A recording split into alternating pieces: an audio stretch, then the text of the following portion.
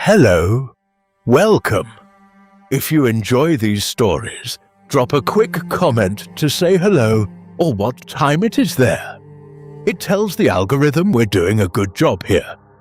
And if you enjoy Stoicism to improve your life, save my Sleepy Stoic playlist for your nightly routine. Future you will owe me a coffee. Link in the description. Are you awake? Truly awake? Or are you still moving through your days half asleep, doing everything right, working, trying, improving, yet something still feels off, like there's a fog between who you are and who you could be? You show up, you push forward, you check the boxes, but beneath it all, there's this whisper. What if I'm missing something? This feeling is a common trap of living within a corrupt system led by other people's rules. Tonight, we break down that lie and return you to the original blueprint of your own soul. This is the story and life wisdom of Plato. And by the time you drift into sleep tonight, you'll understand something he spent 80 years discovering. The justice and peace you seek in the world can never be found until you first end the silent war between others' expectations of you and your deepest desires. The calmest, most confident minds in the world aren't born calm and confident. They are forged in loss, confusion, betrayal, and the relentless search for meaning in a corrupt world. Plato wasn't some distant philosopher lecturing from an ivory tower. He was a soldier who saw war's brutality firsthand, a nephew of tyrants who witnessed corruption devour his own family and his nation. You're here tonight because your mind wants clarity, your heart wants fulfillment, your soul wants nourishment. Plato spent his life figuring this out. And in the modern world, his wisdom reveals how we can achieve this. Not by running from an algorithm-driven world that profits from our attention, but by understanding the hidden order beneath it. Tonight, we'll see him lose everything that gave his life meaning, then slowly, painfully, build something even greater from the ashes. We'll watch him turn grief into wisdom as a student who watched his father figure be executed by the very people that man tried to save. We'll follow him on a lifelong journey across deserts, temples, and foreign schools, searching for something his nation could never give him. Wisdom that reshaped our understanding of reality itself. We'll learn about his creation of the world's first university, the mysterious story of Atlantis he left for us, and we'll discover why he believed our soul already knows all the answers. We just need to stop giving more power to the noise of our thoughts than the voice of reality. Each story holding a lesson that might change the way you see your own life. The prison cell smells of damp stone and olive oil from the flickering lamps. Outside, the sun is setting over Athens, painting the Acropolis in shades of amber and shadow. Inside, a circle of men sits in silence around their teacher. Socrates is calm, too calm for a man about to die. He's been speaking for hours about the immortality of the soul, about forms and philosophy, about why death should not be feared. His voice carries that familiar tone, patient, questioning, searching for truth even now. But one young man in the circle can barely hear him.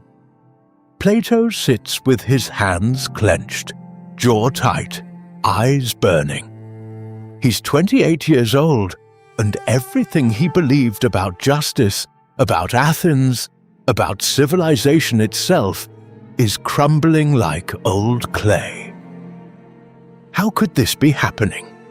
How could the city that produced art, poetry, democracy, philosophy, how could it condemn the wisest man alive for simply asking questions?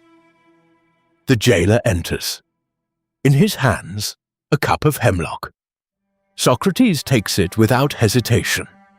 His hand is steady. He looks around at his students one final time. These men who have followed his teachings, who have walked with him through the marketplace, asking uncomfortable questions that make powerful people squirm. "There is no need for sorrow," Socrates says gently. "The hour of departure has arrived, and we go our ways. I to die, and you to live. Which is better? Only the gods know." He drinks. The poison works slowly. Socrates lies down. His legs grow cold, then numb. The chill creeps upward through his body like winter fog. Yet still, he speaks calmly about philosophy, about virtue, about the proper way to face the inevitable. Plato watches, helpless. He's never felt this kind of rage mixed with grief. The greatest mind in Athens, perhaps in all the world, being erased because he had the audacity to question, to think, to seek truth. When Socrates finally goes still, something inside Plato breaks. Not loudly, not dramatically, but completely. That night didn't just kill a man. It awakened a revolutionary mind. But to understand why this moment changed Plato so deeply, why it redirected the entire course of his life, we have to go back to the beginning. Back to a boy born into power, expected to rule, yet destined for something else entirely. Welcome, Nightlings. This is Huxley. If you like listening or falling asleep to real stories that will reveal life's deeper truths, then this is the place for you. Consider subscribing and let the next story find you when you need it most. I've spent years looking for ways to improve my rest, which led me to partner with Intake Breathing. They create specialized nasal bands that use magnets to physically pull the nostrils open from the outside, significantly increasing airflow. These bands completely change your sinuses, how you exercise, and how you sleep. If you'd like to support our small team, as I reinvest everything back into hiring more talented people to improve these journeys, you can get 15% off using the link in the description below. So let's go back. Back before the prison cell, before the cup, before the grief that would reshape her mind and, in a way, the whole of the world that came after it. Back to a house of white stone and olive shade, in a city that believed it was the center of everything. Athens, roughly 428 years before the year we count from, give or take. The ancients loved to fix his birth on a single sacred day, but the truth is, the scholars still argue about exactly when he was born. And maybe that's fitting. A man who spent his whole life asking how much of what we're told is really true. It's only right that even his birthday should come to us wrapped in a question. Into that house, a boy was born. And from his very first breath, the world had already decided who he was going to be. You have to understand something about the family he came from. On his father's side stood Ariston, and behind Ariston, the family told a story that ran all the way back to Codrus, the last of the old kings of Athens, and back further still, past the kings to the sea itself, to Poseidon. That was the claim anyway, that the blood of a god ran quietly in this ordinary-looking child. Now, whether anyone truly believed it, we can't know. But it was the kind of thing a great Athenian family said about itself. The way we might hang portraits of ancestors on a wall. It was a shape they poured the boy into before he could even speak. And his mother's side was no lighter a weight. Perictione came from the line of Solon. Not a god this time, but something almost as large in the Athenian imagination. Solon the lawgiver, the poet-statesman who, generations before, had written the very laws that made Athens what it was. So on one side, the sea, on the other the law, divinity and justice, braided together and laid across a cradle. Can you feel it already, the weight of it? He was not alone in that house either. There were older brothers, Adimantus and Glaucon, grown, or nearly, by the time the youngest could toddle after them. 2 young men already being measured for the same life he'd inherit, already being pointed toward the assembly and the army and the long Athenian business of being important. And there was a sister, Petone, a whole small kingdom of a family, every one of them woven into the same expectation. So that even at play, even at supper, the future was simply in the air he breathed. It was never announced. It didn't have to be. It was the water the fish doesn't notice it swimming in. There's one more thread worth pulling, because it matters later. When his father died, his mother married again, a man named Pyrilampes. And this Pyrilampes had been a close friend and ally of none other than Pericles himself, the great democratic leader of Athens. On his mother's blood ran the old aristocratic line, the men who would one day distrust the common crowd and reach for power over it, and yet in his own home stood a stepfather tied to the democracy, to the rule of the many. Both worlds under one roof. The boy grew up with the whole argument of Athens sitting at his own dinner table, and he didn't have to go looking for the tension between them. He was born inside it. Because a child born into that house was not really born a person. Not yet. He was born a continuation, an expectation with a heartbeat. There were estates, olive groves silver green in the wind, servants, brothers older than him, Adimantus and Glaucon, who would one day sit and argue justice with him in the pages he'd write. There was money and name and the quiet, absolute certainty of people who have never once had to wonder whether they mattered.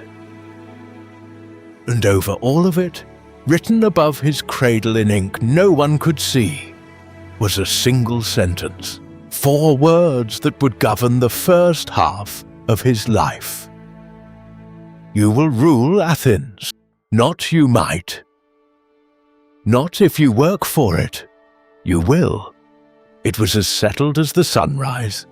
The boy would grow and study and take his place in the assembly and lead, because that is what boys like this one did.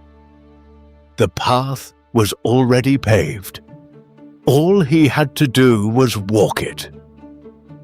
Now, here's where I want you to picture something, and to keep picturing it softly as you drift tonight, because it's the shape of this whole story.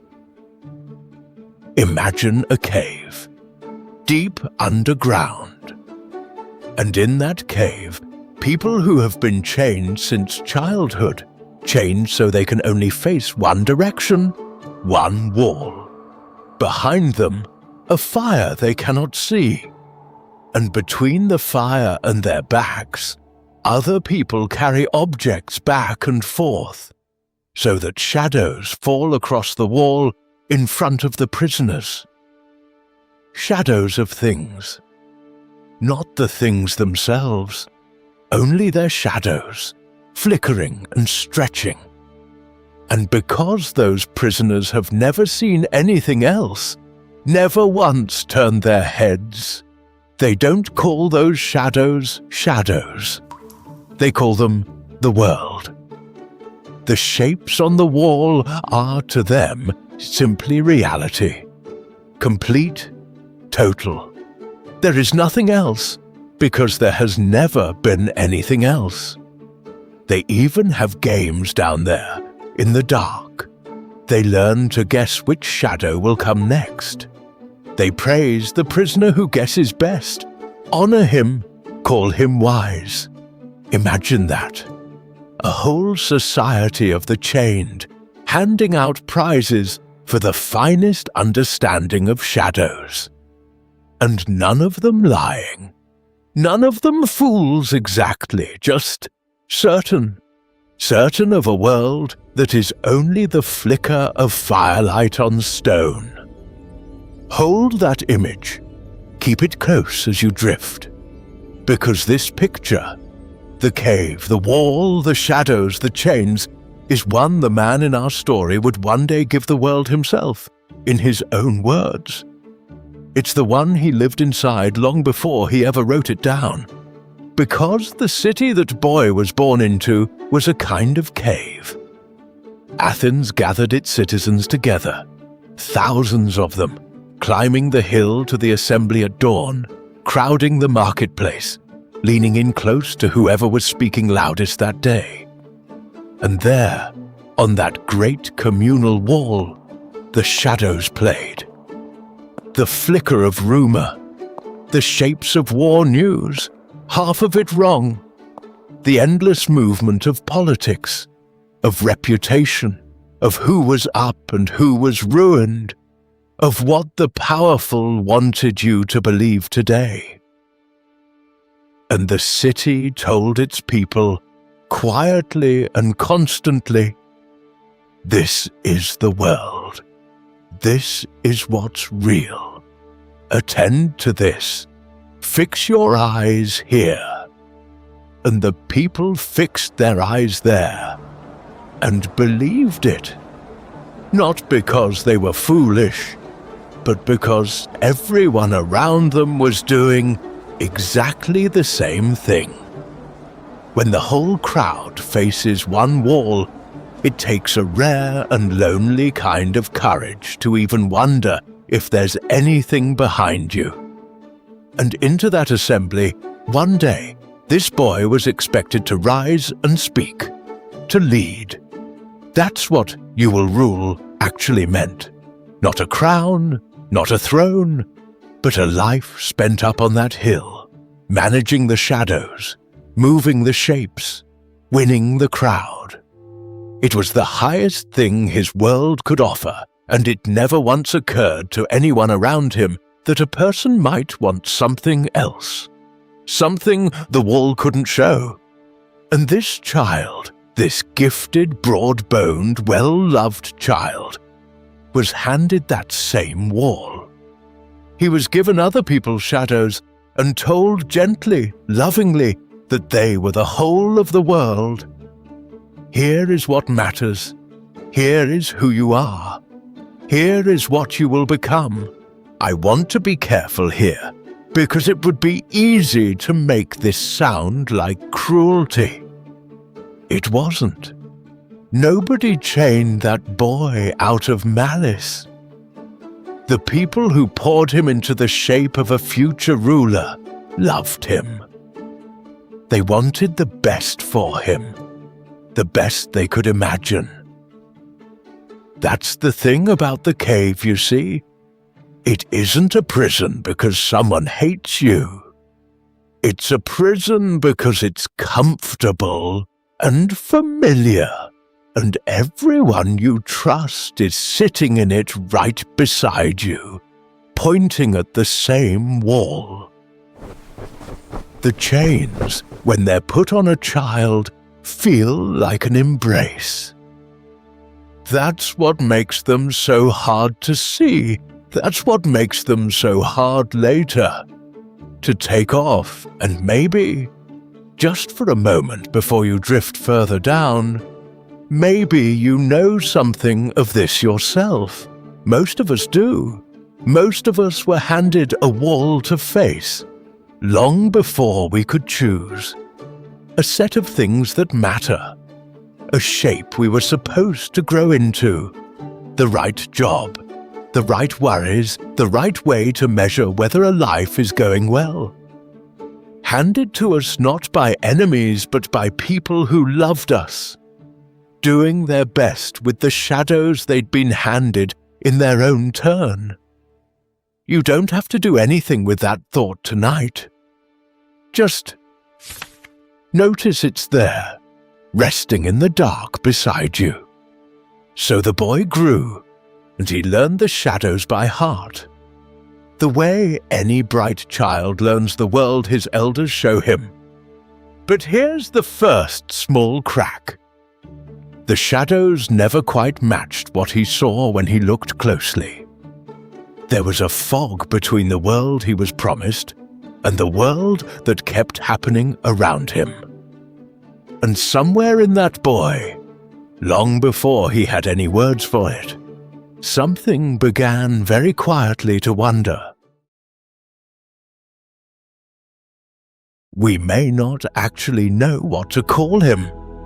The name that has echoed down 24 centuries, Plato, may not have been his name at all. Not the one whispered over his cradle, anyway. And it isn't only the name. We're not even entirely sure where he was born. Most of the old accounts say Athens, plainly enough. But there's a stubborn rival tradition that puts his birth on the island of Aegina, in a particular house before the family came back to the city. A small thing maybe, but sit with the strangeness of it. Here is one of the most written about human beings who has ever lived. Thousands of years of scholars poring over every line. And we can't say for certain what to call him, or where he first opened his eyes. It's as if the man himself slips a little, right at the edges. As if even history can't quite pin down the shape of him. Which, for a story about a soul that spent its whole life refusing to be pinned to a wall, feels almost right. The story that's come down to us goes like this. He was born Aristocrat, named after his grandfather, in the old Athenian custom of passing a great-grandfather's name down through the blood. Aristocles, a fine, proud, forgettable aristocratic name. And Plato, so the story goes, came later, a nickname, given of all people by his wrestling coach, because the word, in Greek, carries the sense of broad, wide.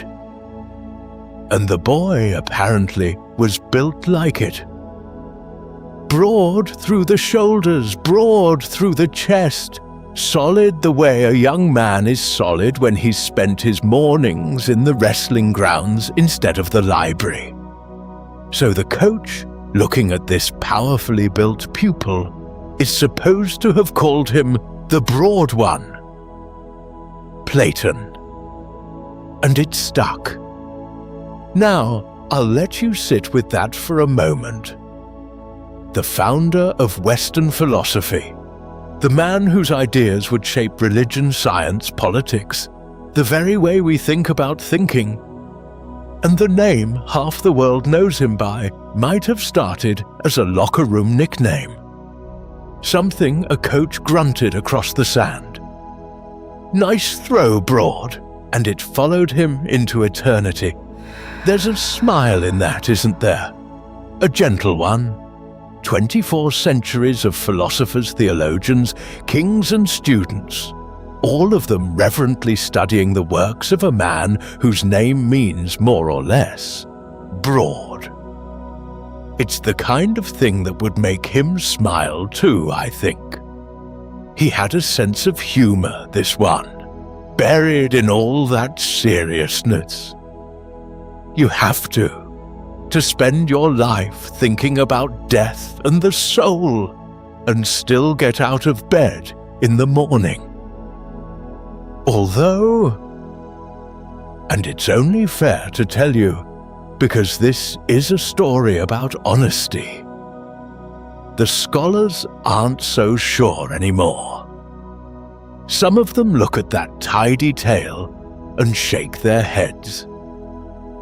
For one thing, Plato was a perfectly common Athenian name in those days. Nothing exotic, nothing that needed explaining.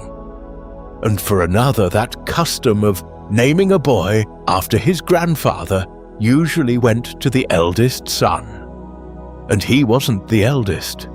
He had older brothers. So the neat little born Aristocles renamed Plato's story may just be that. A story. A good one, polished by centuries of retelling until it shone. But you see the pattern already, don't you? Even his name was something handed to him by other people. Given by a father, or a grandfather, or a coach. Applied to him from the outside like everything else. And it didn't stop with the name. There was the athlete. The tradition insists he was a real competitor, that this broad-shouldered young man wrestled at the great games, the way another young man might play for a national team today. Though again, if you go looking, the ancient writers can't agree on which games. One says the Isthmian at Corinth, another says the Pythian, another the Nemean. A few get carried away and say the Olympics themselves. Everyone was quite sure he was a champion. Nobody could quite agree at what. Which tells you less about his wrestling and more about how much people loved to tell stories about him afterward. So, the athlete. That was one name the city gave him, and he wore it well by all accounts. Strong, disciplined. The kind of young man other young men watched to see how it was done. And of course, there was the schooling. The full, expensive, well-rounded education a family like his could buy. Letters and grammar. Music, mathematics, wrestling under a real trainer. Painting. Everything a young Athenian gentleman was supposed to have, laid on him like fine cloth. And among his early guides in philosophy was a man named Cratylus, a follower of the old thinker Heraclitus. And Heraclitus taught one haunting idea above all, that everything flows, that nothing ever stays still, that you cannot step into the same river twice, because by the time your foot lands, the water has moved on and so have you. Nothing solid, nothing permanent. The whole world a running stream, slipping through your fingers even as you reach for it. Imagine being young and grieving and frightened by a collapsing city, and being told by one of your own teachers that reality itself has nothing in it you can stand on, that everything you love is already flowing away. It's a cold thing to hand a young mind, but it lodged in him. It became a question he carried around like a stone in his shoe for years. If everything is always changing, is there anything anywhere that doesn't? Is there anything that just stays? And then there was the poet. Before philosophy, before any of it, the tradition says the young man wrote. Lyric verse, the small, private, aching kind, and tragic drama, the kind meant for the great theatre of Dionysus, the vast open bowl of stone where all of Athens gathered under the sun to weep together at the fall of kings. Now, understand what that meant in that city. To win at the theatre was not a hobby. It was glory. It was one of the highest things an Athenian could reach for. Playwrights were celebrities. Their words shaped how the whole city thought about the gods, about fate, about what it meant to be a good man in a cruel world. For a gifted young aristocrat, it was one more shining path, one more crown laid out and waiting. And the story goes, and it's only a story, but it's a beautiful one, that he was on the very brink of it, his play ready, his name about to be entered in the competition. And then, walking through the marketplace, he heard a certain barefoot old man speaking, asking questions, poking holes in the certainties of important people, and something in the young man turned. They say he went home that night and burned his poems. Every one, fed them to the fire with a line the ancients loved to repeat. "Come, god of fire, Plato has need of you now." Picture it, whether or not it happened exactly so. A young man alone feeding page after page of his own careful, beautiful work into the flames. The verses he'd labored over, the glory he'd been reaching for, all of it curling into smoke. Not because someone forced him, because he'd heard something in the marketplace that made the crown suddenly look like a shadow. One more shape on the wall. We can't prove a word of it. It has the shape of a legend. The too perfect turn of a story, told about great men after they're safely dead. But keep the image, because whether or not the fire was real, the burning was. A young man was, piece by piece, about to set down everything he'd been handed. And even the poems were, in a way, someone else's idea of who he should be. The city loved its poets. To write for the theatre was to reach for a glory Athens had already decided was worth wanting. So, even in burning them, he was only just beginning to find out how deep the borrowing went. Because look at what he was, entering his 20s. Aristocrat, athlete, poet, future ruler, descendant of kings and lawgivers, and if you believed the family, of a god.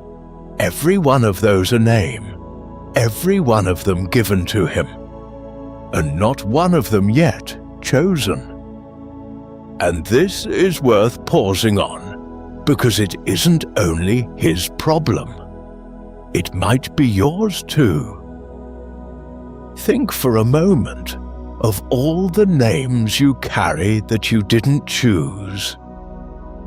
The role in your family, the reputation at work, the version of you that lives in other people's heads, the reliable one, the strong one, the one who's fine, always fine.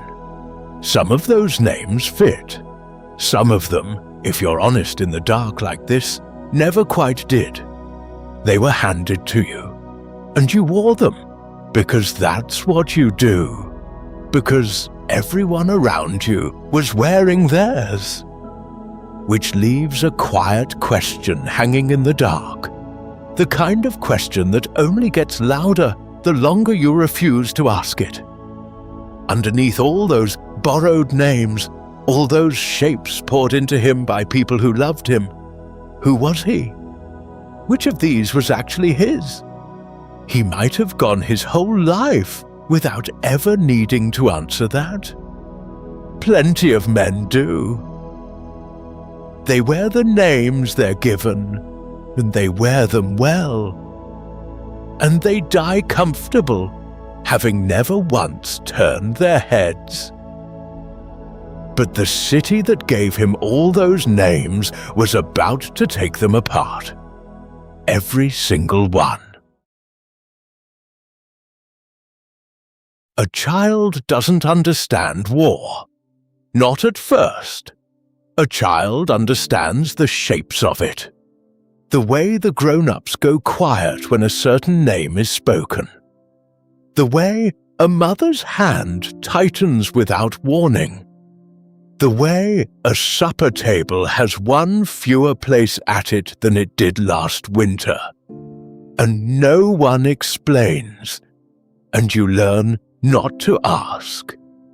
The smell of too many funeral fires on the wind, day after day, until it stops being an event and just becomes the smell of the air.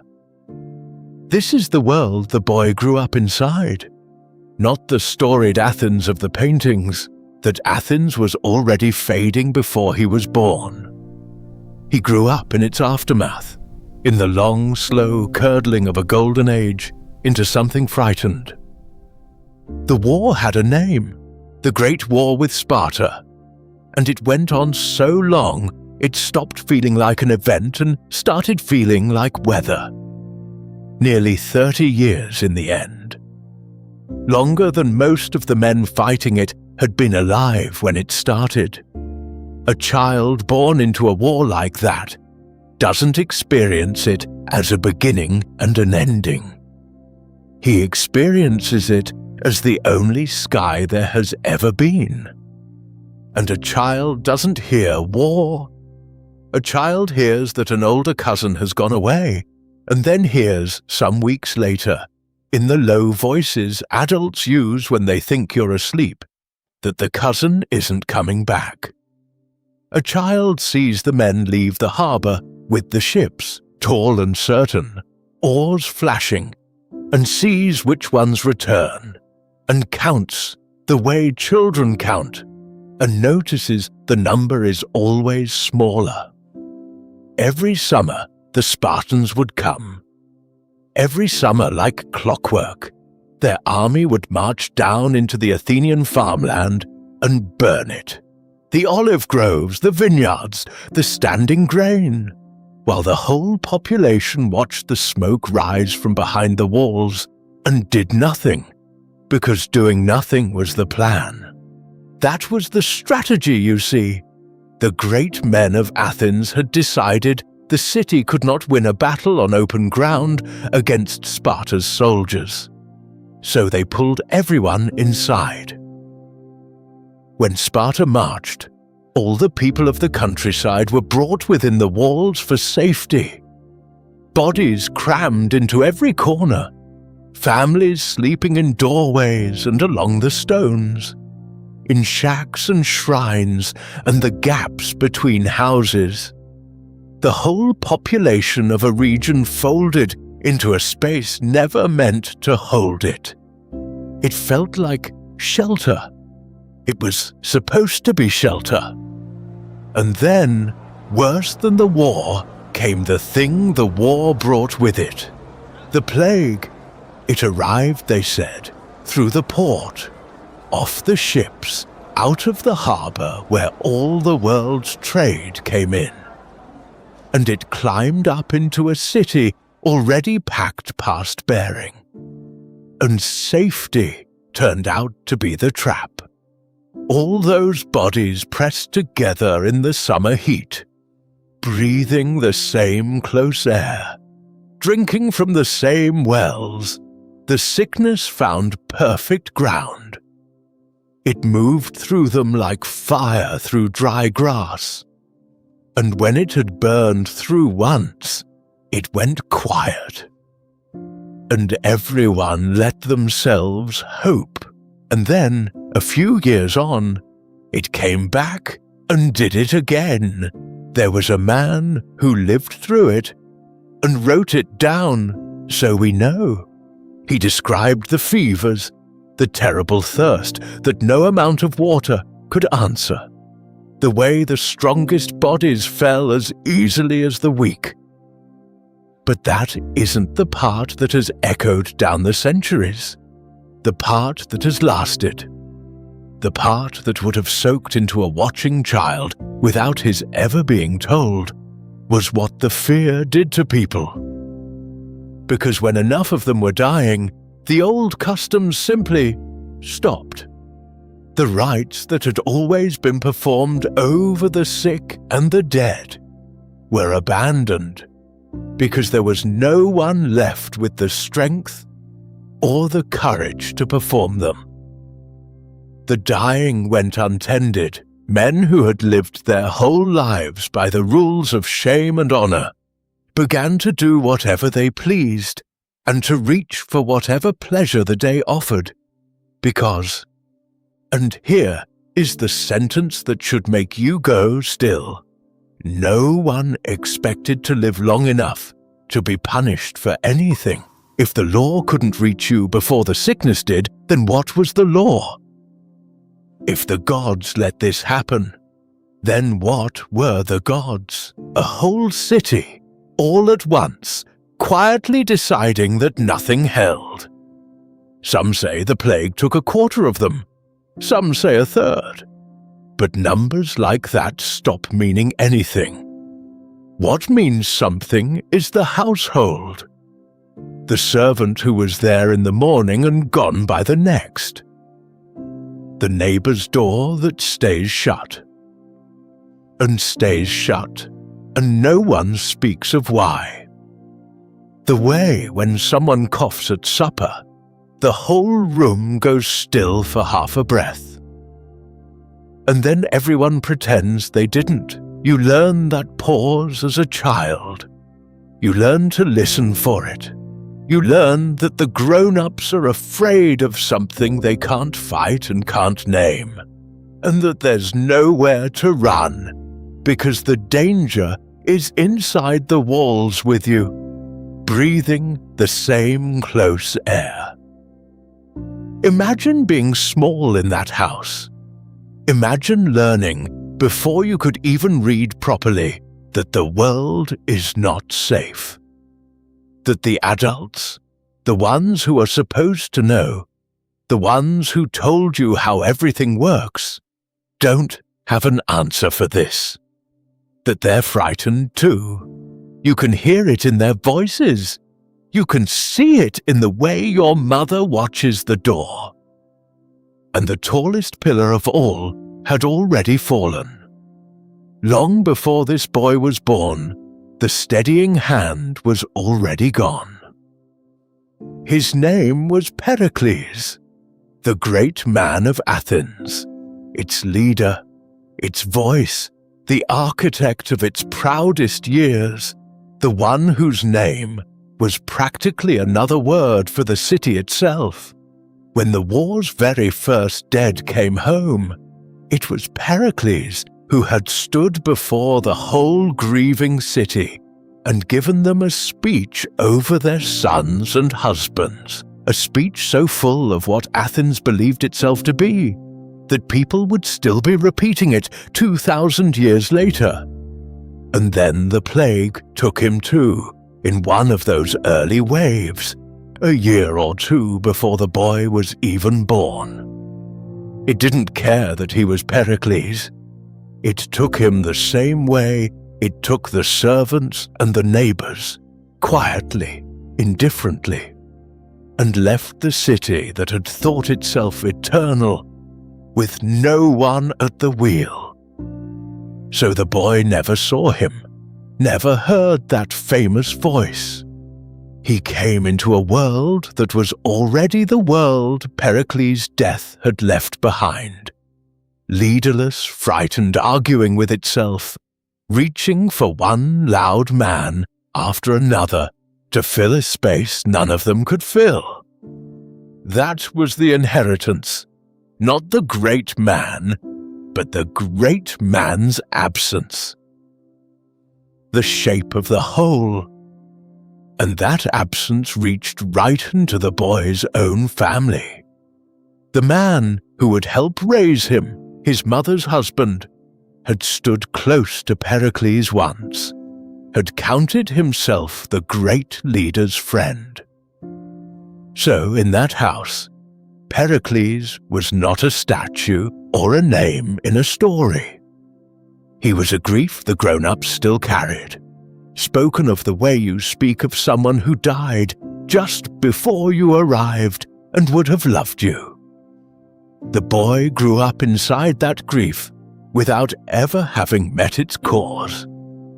He grew up understanding, in the wordless way children understand things, that the strongest man anyone knew had been swept away like anyone else, and that if that could happen, then nothing was safe, nothing at all.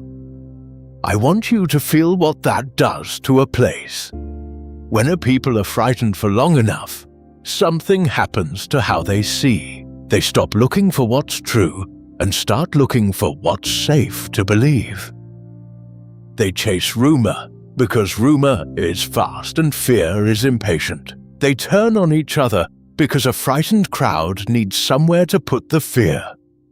Spectacle replaces thought. The loudest voice wins, not the wisest one. The whole city presses closer to the wall, staring harder at the shadows, because the shadows are the only thing that still feels like solid ground. That's what the boy was watching. Not just a war, not just a sickness. He was watching a whole people mistake their fear for reality, mistake the flicker on the wall for the world. And he was watching it from inside a family that still, somehow, believed he'd one day lead these very people. He didn't have the words for it yet. He was still a boy, but he was learning something he would spend his whole life trying to understand. He was learning that a crowd can be certain and loud and completely, dangerously wrong. All at once, all together. And that being certain together is no proof of anything at all. That 10,000 people staring at the same shadow does not make it the sun. And then, at last, the long war ended. Athens lost. After 27 years, the proud city was beaten. Its walls pulled down stone by stone, its fleet gone, its confidence in the dust. The men who tore the walls down are said to have done it to the music of flutes, as if it were a festival. You'd think that would be the bottom of it. The worst of it finally over. But it wasn't. Because in the quiet after the defeat, when the city lay exhausted and leaderless and desperate for any hand to steady it, something worse than the war walked in through the open gate. And it wore a familiar face. A face from the boy's own family. It doesn't send a stranger to hold the whip. It sends someone you know. When Athens fell, Sparta didn't want to rule it directly. It wanted Athens governed by men who would keep it weak and obedient. So it installed a council. 30 men, handed near total power over the broken city, meant, on paper, to restore order and revise the old laws. History remembers them by a colder name, the 30 Tyrants, and 2 of the men on that council were the boy's own blood, Critias, his mother's cousin, and Charmides, his uncle. Not distant relations glimpsed at festivals. Family. Men who had sat at his table. Men whose faces, he'd known since childhood, whose voices were part of the furniture of his life. And now, their names sat at the very top of a regime that was about to show Athens what real darkness looked like. Because the 30 did not restore order. They devoured the city. They killed. Without trial, without appeal, on a scale that stunned even a people who had just survived a war. The estimates run to 1,500 Athenians dead. Some reckoned it more than the Spartans themselves had managed in the last stretch of the fighting. They seized property from anyone rich enough to be worth robbing. They drove thousands into exile. They narrowed the whole idea of an Athenian citizen down to a list of 3,000 names. And if you weren't on it, you had no protection at all. You simply belonged to them. Picture what that does to daily life. Picture living in it. A knock at the door that comes at the wrong hour. A neighbor who was there last week and whose house now stands empty. Its goods carried off in daylight by men who answer to no one. You learn to lower your voice. You learn to watch what you say and to whom, because the man beside you in the market might be listening for a reason. Friends stop speaking freely. Everyone is measuring everyone. The whole city holds its breath. It's the particular silence of a place where telling the truth out loud has become dangerous. And our young man was breathing that silence, watching the men at the top of it carry his own family's faces. And Charmides, his uncle, sat among them. Given charge of the port of Piraeus, the harbour district where the ships and the trade and the ordinary working people were. Not a bystander. A hand on the machine. Someone the boy had grown up calling family, now helping run the very apparatus of fear. And Critias, Plato's own kinsman, was the worst of them, the sharpest, the most extreme. When one of his fellow councilmen, a more moderate man, dared to argue for restraint, Critias had him killed too, and after that there was no one left to say no. He was, by every account, brilliant, a poet, an intellectual, a man who could argue and write and reason with the best minds in Athens. And that is the thing I need you to sit with tonight, the quiet horror that would haunt the man Plato became. Critias wasn't stupid. He wasn't some brute who seized power by force alone. He was clever, cultured. He used the language of high ideas, order, virtue, the good of the city, to justify the death squads. He could make terror sound like philosophy. He had every gift a mind can have, and not one drop of the goodness that was supposed to steer those gifts. You see, it would be so much easier if the villains of the world were simply monsters. Snarling, obvious, easy to spot. But they so rarely are. The most dangerous man in that broken city wasn't the least intelligent. He was one of the most. A cave doesn't produce its cruelest prisoners by making them dull. It makes them brilliant, and then gives them nothing good to point the brilliance at. And then the regime reached toward one particular man. There was a citizen named Leon who lived on the island of Salamis.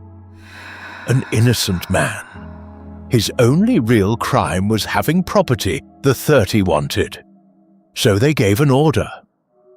They rounded up a handful of Athenians and commanded them to go and arrest Leon, to drag him back to be executed without trial. It was a favorite trick of theirs, this. Make ordinary men do the dirty work, so that everyone's hands are dirty, and no one is left clean enough to accuse anyone else. One of the men they gave that order to was a barefoot old philosopher named Socrates, and Socrates simply refused. He didn't make a speech. He didn't lead a revolt. He just went home, wouldn't do it. At the real risk of his own life, he refused to help murder an innocent man. And if the regime hadn't fallen soon after, that refusal would very likely have cost him everything right then and there. Just picture it. A city drowning in blood and confiscation and fear. And one barefoot old man who handed an order to help murder an innocent simply walks home. Doesn't argue. Doesn't grandstand. Just refuses and lets the danger fall where it falls. A small, quiet act. A single still point in all that noise. But here's the twist that cut deepest of all. Because the young man, around 23 now watching all of this, was invited in. His own relatives ran the regime. And to a gifted young aristocrat of the right family, the door stood open. Come and help us govern. Come take your place. It was, in a way, exactly the future he'd been promised over his cradle. You will rule Athens. Well, here was Athens, and here was the ruling, being handed to him by his own blood. And I'll be honest with you, he didn't slam the door. Not at first. He tells us so himself years later. He was young, and he hoped, he thought, maybe these men would lead the city out of its long injustice into something better. Maybe this was the chance. It's a very human thing to want to believe that the people you love are about to do good. But it took almost no time at all for that hope to die.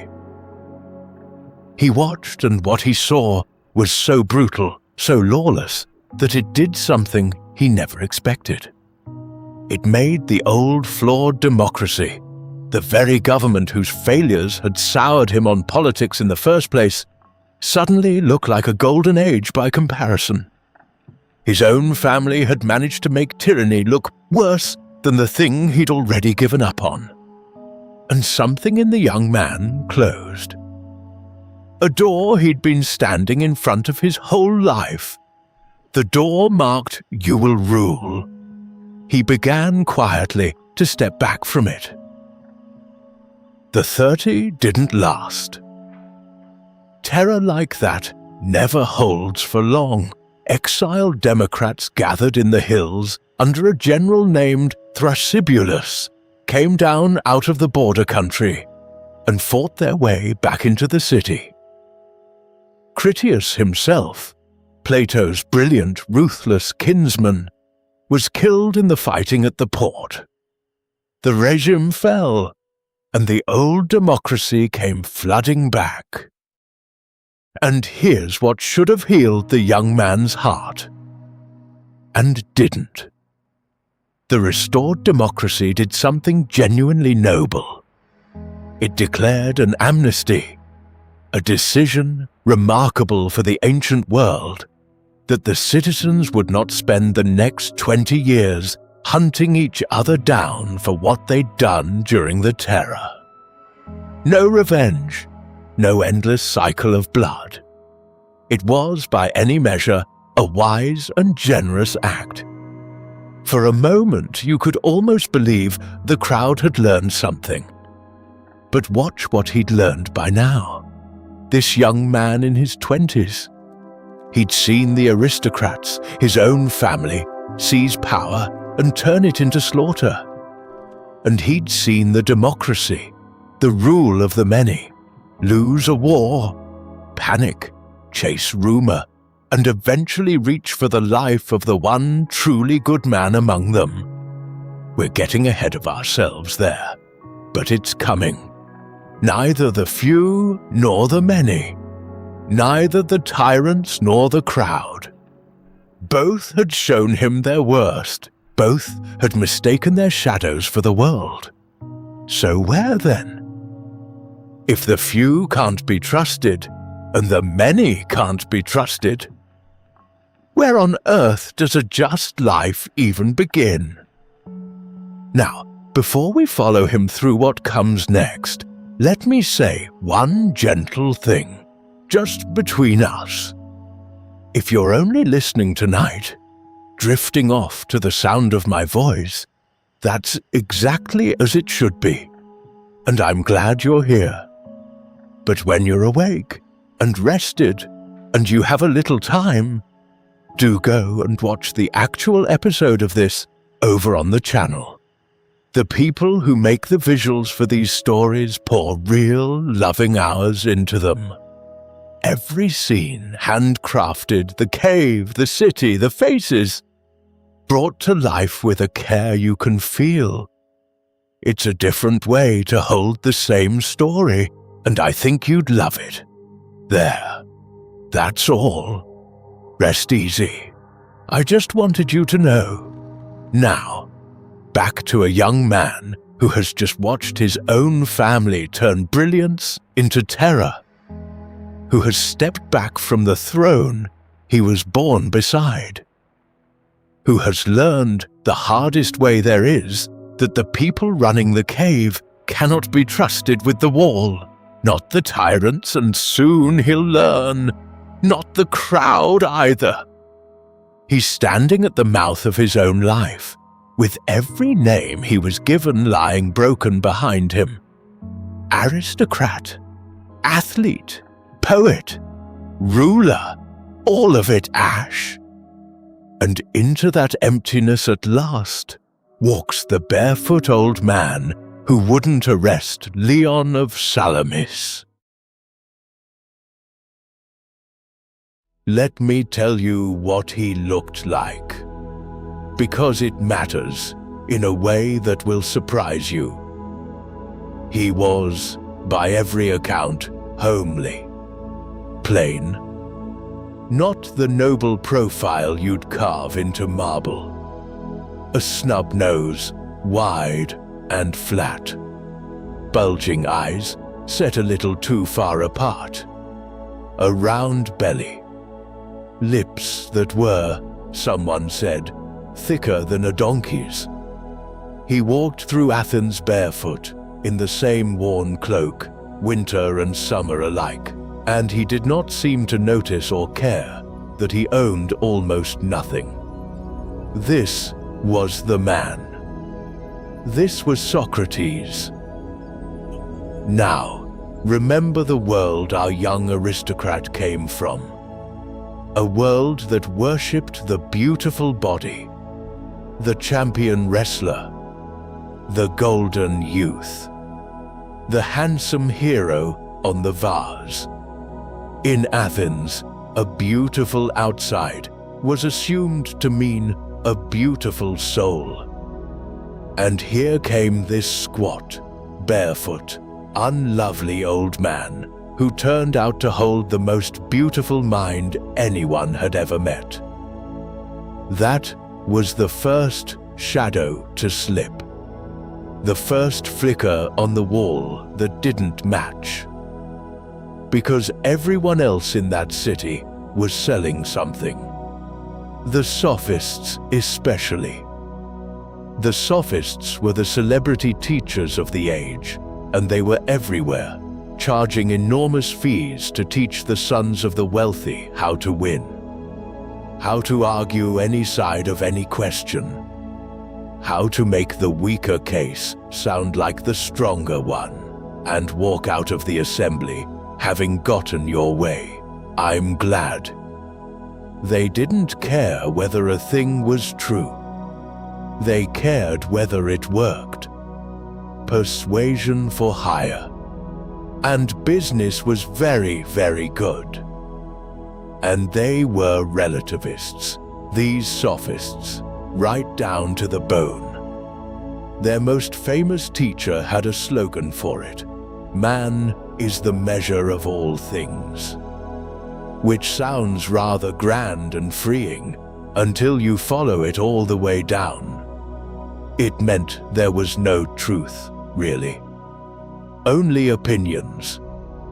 Whatever you could convince enough people of, that was as true as anything got. Truth was just the argument that won. And if truth is only the argument that won, then the man who argues best rules everything, and it doesn't matter in the slightest whether he's right. You can see, can't you, how a city full of that kind of thinking might end up voting to kill a good man. Xenophon, who knew him, said the sophists, sold their wisdom like a body for hire. Socrates gave his away and thought charging money for wisdom cheapened something that was meant to be sacred. Because Socrates believed the opposite with everything he had. He believed there was such a thing as the truth, real justice, real courage, real goodness, not just the version that happened to be popular this week. And he believed it mattered more than your life, whether you found it. That was the ground he stood on. That was why he couldn't be bought. He took no fees. Not one coin. He said he had nothing to sell because he had nothing to teach.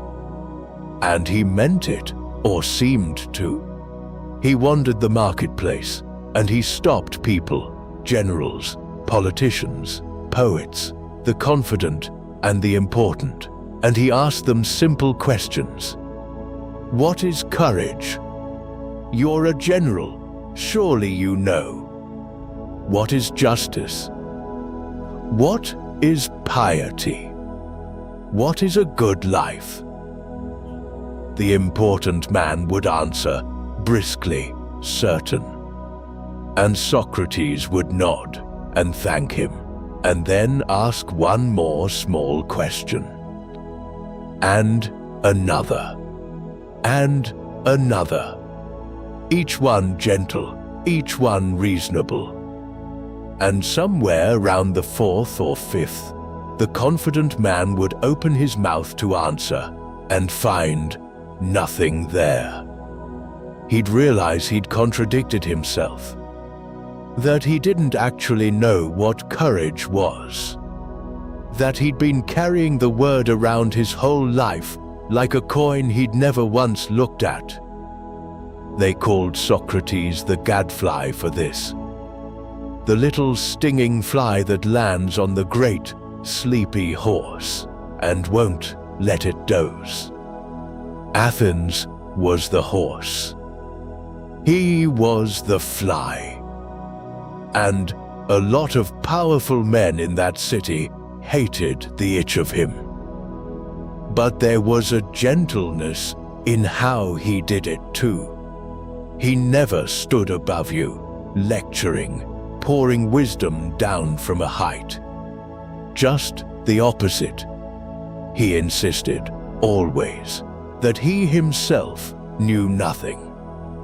That was his one certainty, as we remember the famous line, that the only thing he truly knew was that he knew nothing at all. Now, was that entirely honest? Maybe not. There was a glint of irony in it, a twinkle. He'd play the humble student, defer to your great expertise, and then, question by question, help you discover that neither of you knew as much as you'd thought. But at least you were both, finally, honest about it. And honesty, he believed, is where a real life has to start. He even claimed to have a kind of inner voice. A sign, he called it. Something that had been with him since childhood. But here's the strange part. It never told him what to do. It only ever stopped him. A quiet warning, right at the edge of a wrong step, saying, "Not that way. Not this." And when it was silent, he took the silence as permission. He trusted that, small inward, no more than he trusted the loud voices of the crowd. Imagine that. A man who listened harder to the whisper inside than to the shouting outside. This is why this ugly, barefoot, fee-refusing old man changed everything for our young Plato. Every other teacher in Athens handed you something. A skill, an argument, a shadow shaped and polished to add to the wall you already faced. Socrates handed you nothing. He gave you no answers at all. What he did instead was turn you around. He asked the questions that made you look, for the first time, at your own certainties, and made you realize you'd never really looked at them before. He didn't fill you up. He woke you up. He compared himself once to a midwife. His own mother had actually been one. She'd spent her life helping mothers bring their babies safely into the world, and he liked the image so much he made it the heart of how he described himself. A midwife, he said, doesn't create the child. She can't. The child is already there, already growing inside the mother, long before the midwife ever arrives. All the midwife does is help. Help what's already alive come safely into the light. Ease it out. And then, he added, because he was Socrates, test it gently to see whether what's been born is healthy and true, or just a phantom, a false thing that only looked like wisdom. And that, Socrates said, is all he ever did. He didn't put wisdom into anyone. He couldn't. He just helped draw out what was, somehow, already in there. Waiting. Sit with that for a moment as you drift, because it's a very strange and very hopeful idea. When Socrates asked the general what courage was, and the general slowly worked his way toward a truer answer, where did that answer come from? Socrates hadn't given it to him.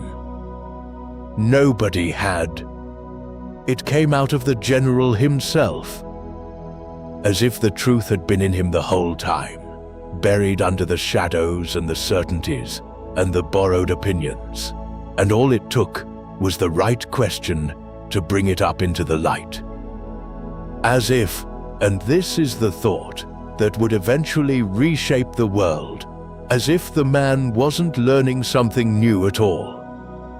As if he was remembering something he had, in some deep way, always known. Plato watched this happen. Again and again, in the marketplace, in the evenings, wherever the old man went. And something in him, the poet, the athlete, the almost ruler, the boy who'd been handed every name and never chosen one, something in him turned the way a face turns, slowly, toward a light it hadn't noticed was there. There's an old story about the two of them, and it's only a story, the kind the ancients love to tell about great men after the fact, so take it as gently as it's given. They say that the night before Socrates first met young Plato, the old man had a dream. He dreamed that a young swan settled on his knees, and then, all at once, grew its full white feathers and lifted into the air, singing as it flew. And the next day, when this broad-shouldered young aristocrat came to sit at his feet, Socrates is supposed to have looked at him and said, quietly, "Ah, here is the swan of my dream." Whether it ever happened, who can say? But you can feel why the story stuck. Because that is, in the end, exactly what happened. The old man asked his questions and helped the young one find his own wings, and then the singing went on long after Socrates himself was gone. It's still going on. You're listening to it tonight. He'd found, at last, someone who didn't want to pour him full of the city's shadows. Someone who only asked him to look for himself. He would have followed that man anywhere. The trouble was, a city that has spent its whole life facing the wall does not thank the person who tries to turn its head.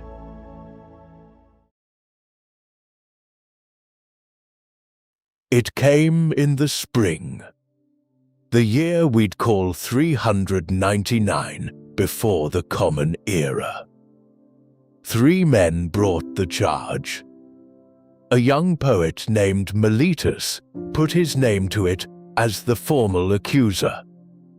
Behind him stood Anytus, a powerful democratic politician, a tanner by trade, and a serious player in the restored government. And most people understood that Anytus was the real force behind the whole thing. And a third man, Lycon, an orator, made the trio. Poet, politician, orator. As if the whole city had sent representatives. The charges, written out, were 2. That Socrates did not believe in the gods the city believed in, and introduced strange new divinities of his own, and that he corrupted the young men of Athens. Impiety. And corrupting the youth? And that first charge had a little hook in it, worth pausing on. Remember that inner voice Socrates trusted? The quiet sign that only ever warned him away from things? He'd spoken of it openly all his life. He genuinely believed it was something divine. But to a suspicious jury, a man who claims a private god whispers to him, a personal divinity no one else can hear, that answers to no temple and no priest, well, that starts to sound like a man inventing his own gods, introducing strange new divinities. The very thing they charged him with. The most honest, sacred thing about him turned into evidence against him. That's how it goes in a frightened city. Your virtues become the case for the prosecution. Now, on the surface, these charges sound almost quaint. But listen to what was really underneath them, because this is where it turns cold. Athens had been through the war, and the plague, and the terror of the 30. And people wanted someone to blame for all of it. And when they looked around for a face to pin the ruin on, some of them landed on the barefoot old man who was always asking questions. Why? Because of the company he'd kept. Years before, a brilliant, reckless young man named Alcibiades had been close to Socrates, and Alcibiades had gone on to betray Athens spectacularly, switching sides in the war, helping to bring the city low. And Critias, you remember Critias, the cruelest of the 30, Plato's own kinsman, he too had once circled around Socrates, listening, learning. So the whisper went, "Look at the students this man produces. Traitors, tyrants, he must be poisoning them." It wasn't fair. Socrates had refused the 30 to their faces. He was the one who wouldn't help them murder Leon of Salamis, remember. If anything, he'd stood against the very men they now blamed him for. But fairness wasn't the point. And there was a legal problem too. After the terror fell, the restored democracy had declared that great amnesty. No one could be prosecuted for their politics during the bad years. So they couldn't put Socrates on trial for Critias. Not directly. But they could dress the same resentment up in the robes of religion. They could charge him with impiety. And they did. Do you see the shape of it? This is the cave defending itself. A whole people who had spent their lives staring at the wall, at the shadows of rumor and blame and wounded pride, turning, at last, on the one man who had spent his life trying to get them to turn around. They didn't hate him because he was evil. They hated him because he made them uncomfortable. Because the itch of his questions never stopped. And a frightened crowd would so much rather silence the fly than admit the horse has been asleep. The trial was held before a jury of citizens. Not 12. 500 of them. 500 ordinary Athenians, chosen by lot, sitting in judgment, the speeches timed by a dripping water clock. And somewhere in that crowd, watching, sat a young man named Plato. He was there. He heard all of it. Every word. And Socrates. This is the part that must have burned Plato most. Socrates would not grovel. He would not weep or parade his children before the jury for pity, the way defendants were expected to. He stood, and he defended not just himself, but the whole examined life.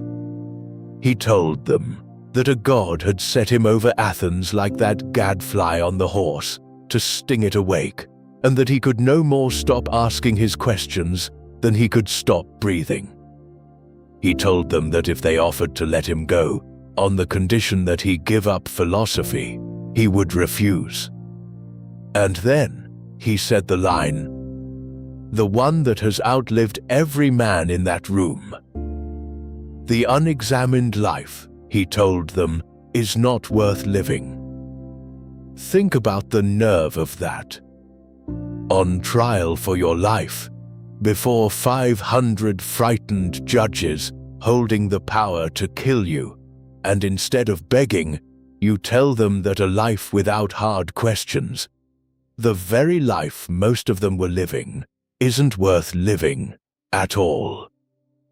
He wasn't defending himself anymore. He was still teaching. Still turning heads, even as they reached for the knife. And he gave them that image of himself, too, right there in the courtroom. The gadfly. He said, Athens was like a great, noble horse, powerful, but grown heavy and sluggish, inclined to drift off into sleep. And a horse like that, he said, needs a fly. Something to land on it, and sting it, and keep it awake and alive. That, he told them, is what a god had made him for. Not to flatter Athens, to sting it, to keep it from dozing its way into ruin. And then he said the thing that should have made every juror pause. "If you kill me," he warned, "you won't easily find another like me. You'll go back to sleep, comfortable, undisturbed, and you'll sleep for the rest of your days." Because gadflies like him didn't come along very often. They killed the fly anyway. Of course they did. That's the whole tragedy of it. A sleeping crowd doesn't want to hear that it's asleep. It wants the stinging to stop. The jury voted, and they found him guilty. But here is the detail that would haunt Plato for the rest of his days. It was close. It was so close. Of the 500, the split was something like 280 against him, 220 for letting him go. Socrates himself remarked, almost amused, that he was surprised the margin was so narrow. A shift of just 30 votes, 30 citizens, out of 500, changing their minds, and he'd have walked free. Then came the second vote, the one that decided the punishment. In an Athenian trial, once you were convicted, both sides proposed a penalty, and the jury chose between them. The prosecutors proposed death. And now, surely, Socrates would offer something reasonable in return: exile, a heavy fine, anything to give the jury a gentler door to walk through. Instead, he did something almost breathtaking. He told them that a man like him, who'd spent his life trying to make Athens better, didn't deserve punishment at all. He deserved a reward. He suggested, half in earnest, that the city ought to give him free meals for life in the great public hall, an honor normally reserved for Olympic champions and war heroes. Picture the gasp in that courtroom. On trial for his life, and he's telling them he's owed a hero's pension. It wasn't arrogance, exactly. It was the last, purest form of his whole message. I did nothing wrong by asking you to think, and I will not pretend otherwise to save my skin. His friends were horrified. They could see where this was heading. So they begged him, propose a real penalty, a fine, something the jury can accept. And Plato was right there among them. Plato and Crito and a couple of the others rose up and offered to guarantee the money out of their own pockets. 30 minae, a serious sum. Please, they were saying, take the money. Take anything. Just life. The jury looked at the barefoot old man who would not beg for his life and voted for death. And this time, the margin wasn't narrow at all. More of them wanted him dead now than had even thought him guilty in the first place. His refusal to grovel had cost him the very votes his friends had been trying to save. 30 votes. That's all it would have taken. 30 ordinary people on an ordinary spring day, choosing to look a little longer before they condemned. But the city had spent too many years staring at the wall. It did not look longer. It reached for the cup.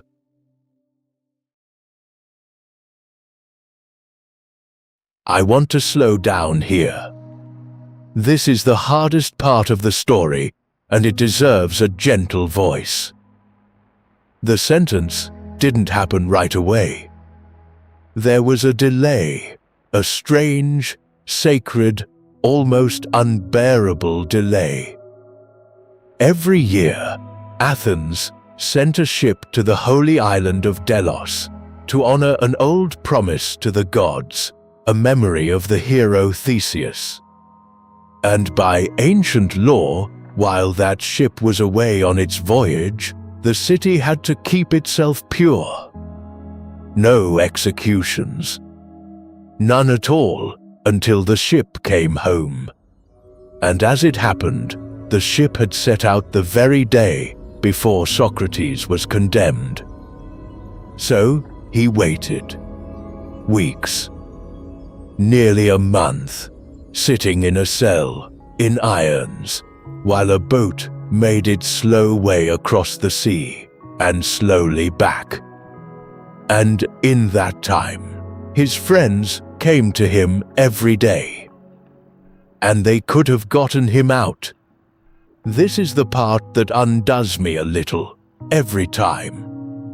His old friend Crito came to the cell before dawn one morning, with a plan already in motion, the guards bribed, the route mapped, a safe city waiting to take him in.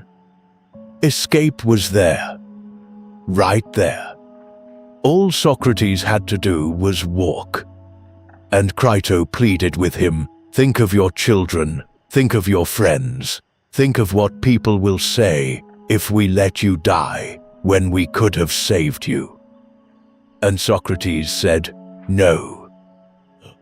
He reasoned it out, the way he reasoned out everything, gently, step by step. He'd lived his whole life under the laws of Athens. Those laws had married his parents, raised him, protected him, made him the man he was. He'd accepted all of that for 70 years. And now that the same laws had turned against him, wrongly, unjustly, by the hands of frightened men, was he going to sneak away in the night and break them, just because they'd finally cost him something? If he did that, he said, he'd prove that his whole life had been a lie, that he'd only obeyed when it was convenient. No, he would rather be wronged than do wrong. He would rather die keeping faith than live having broken it. So he stayed. He chose the cup over the open door. And then he talked. In those final days, he spoke, calmly, endlessly, about the one subject that mattered most to him now, the soul, whether it dies with the body or goes on. He argued, serenely, to friends who could barely hold themselves together, that a philosopher shouldn't fear death at all. That in a way, learning to think, learning to lift your attention off the body and its noise, and toward what's true and unchanging, is itself a kind of practice for dying. A rehearsal for the moment the soul finally slips free. He wasn't consoling himself. He seemed genuinely unafraid. It was the friends who wept. He was the calm one. And then the ship came home. And the last day arrived. Now, I have to tell you carefully how we know what happened next, because this story has been told carelessly for a very long time, and you deserve the truth. Plato was not in the room. We know this because Plato himself tells us in the account he later wrote of that final day, the one that has come down to us as the record of it, the one nearly every version since is drawn from. He lists the friends who were there at the end, one by one. And then he adds a single quiet line about himself. Plato, he writes, was ill. Plato was not there. Whether he was truly sick or whether the grief of it was simply more than he could stand to witness, we will never know. But he was absent. He got the account the same way you and I get it, second-hand, afterward, from the friends who had been there and came to tell him how his teacher had died. Picture that, if you want the real wound of it. Not a young man in the room. A young man somewhere else in the city, waiting, and then someone arriving at the door with a face that told him everything before a word was spoken. So this is the account that reached him. This is what they told him. That near the end, Socrates' wife, Xanthippe, had been there with their little boy, and she'd cried out that this was the last time he'd ever talk with his friends, and Socrates, unable to bear her grief on top of everything, had gently asked that she be taken home. That he'd spent his final hours, not in fear but in conversation, still reasoning, still serene, arguing that the soul is deathless, and that a philosopher spends his whole life practicing, in a way, for exactly this moment of letting go. That when the jailer finally brought the cup, the ground hemlock in wine, Socrates took it without a tremor, asked simply what he should do, was told, "Drink, then walk until your legs grow heavy, then lie down." And he drank it, all of it, calmly, the way you or I might drink water. And it was here, they told him, that the friends finally broke. They'd held themselves together through the whole long day, through all the brave talk of the deathless soul. But watching him actually drink, watching the cup go empty, they couldn't hold it anymore. One of them, Apollodorus, who'd been weeping on and off all day, let out a great broken cry that set the whole room sobbing. And Socrates, this is the account that came down. Socrates just looked at them, mildly surprised, almost chiding. "What is this?" he said. "Such a noise. This is exactly why I sent the women away, so we wouldn't have this. Be quiet now, and be brave." And, ashamed, they swallowed their tears. He was comforting them. The dying man comforting the living. Right to the very end, still turning heads gently toward the light, still asking the people around him to be a little better than their fear. Then he walked. And when his legs grew heavy, he lay down on his back. And the attendant began to press on his feet and ask if he could feel it.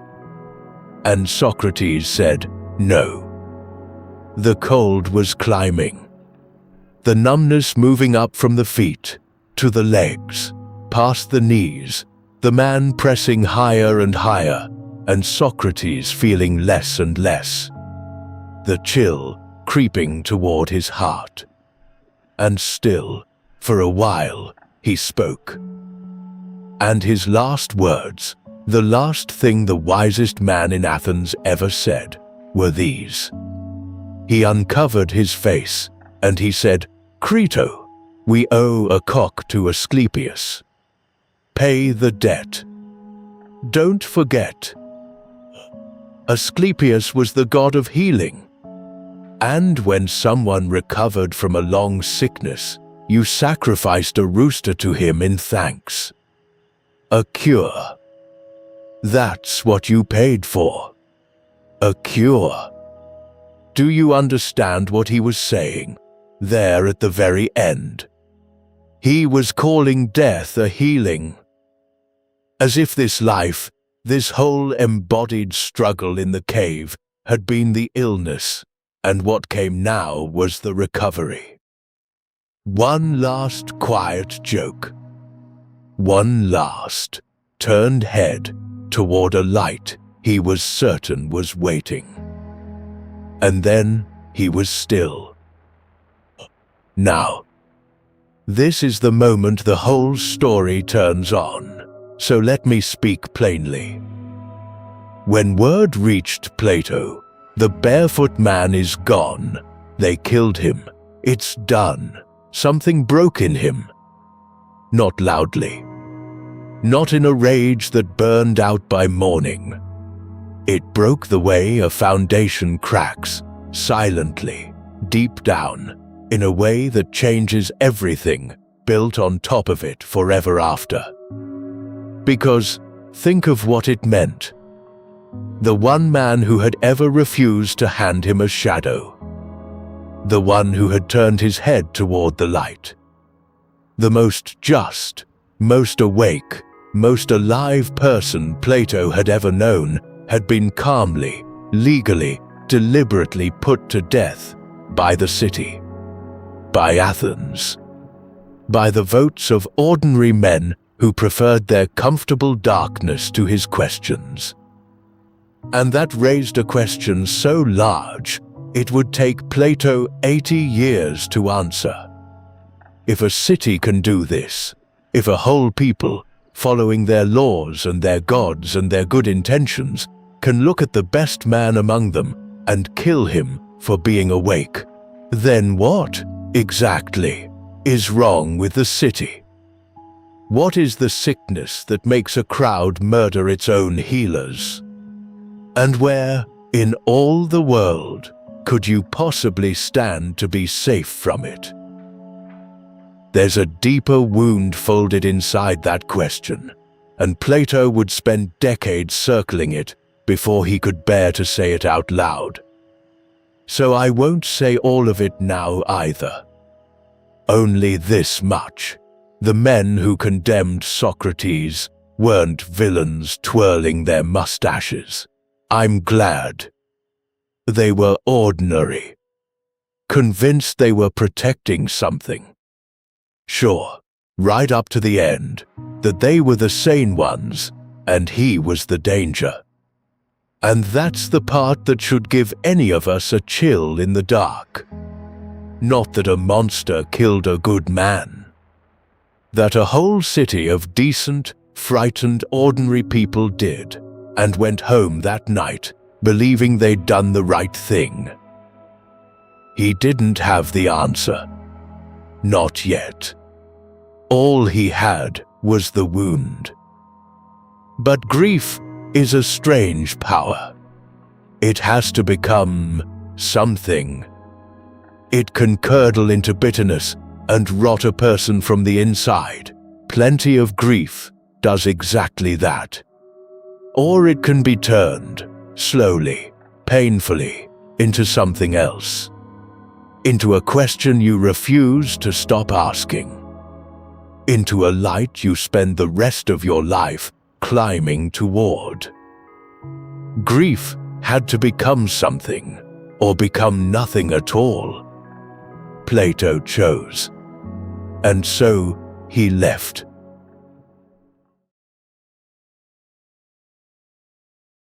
You cannot stay in the house where they killed your father. That's not quite what Athens was to Plato, but it's close enough. Socrates had been the nearest thing to a true father his mind ever had, and the city had murdered him with a show of hands. So, in the raw aftermath, Plato did what several of Socrates' younger followers did. He got out. Athens had become, for the moment, a dangerous place to be known as the pupil of the man they'd just executed. Who was to say the crowd wouldn't come for the students next? The first stop was close by. A city called Megara, just over the border, where another of Socrates' disciples, a man named Euclides, took the frightened Socratics in.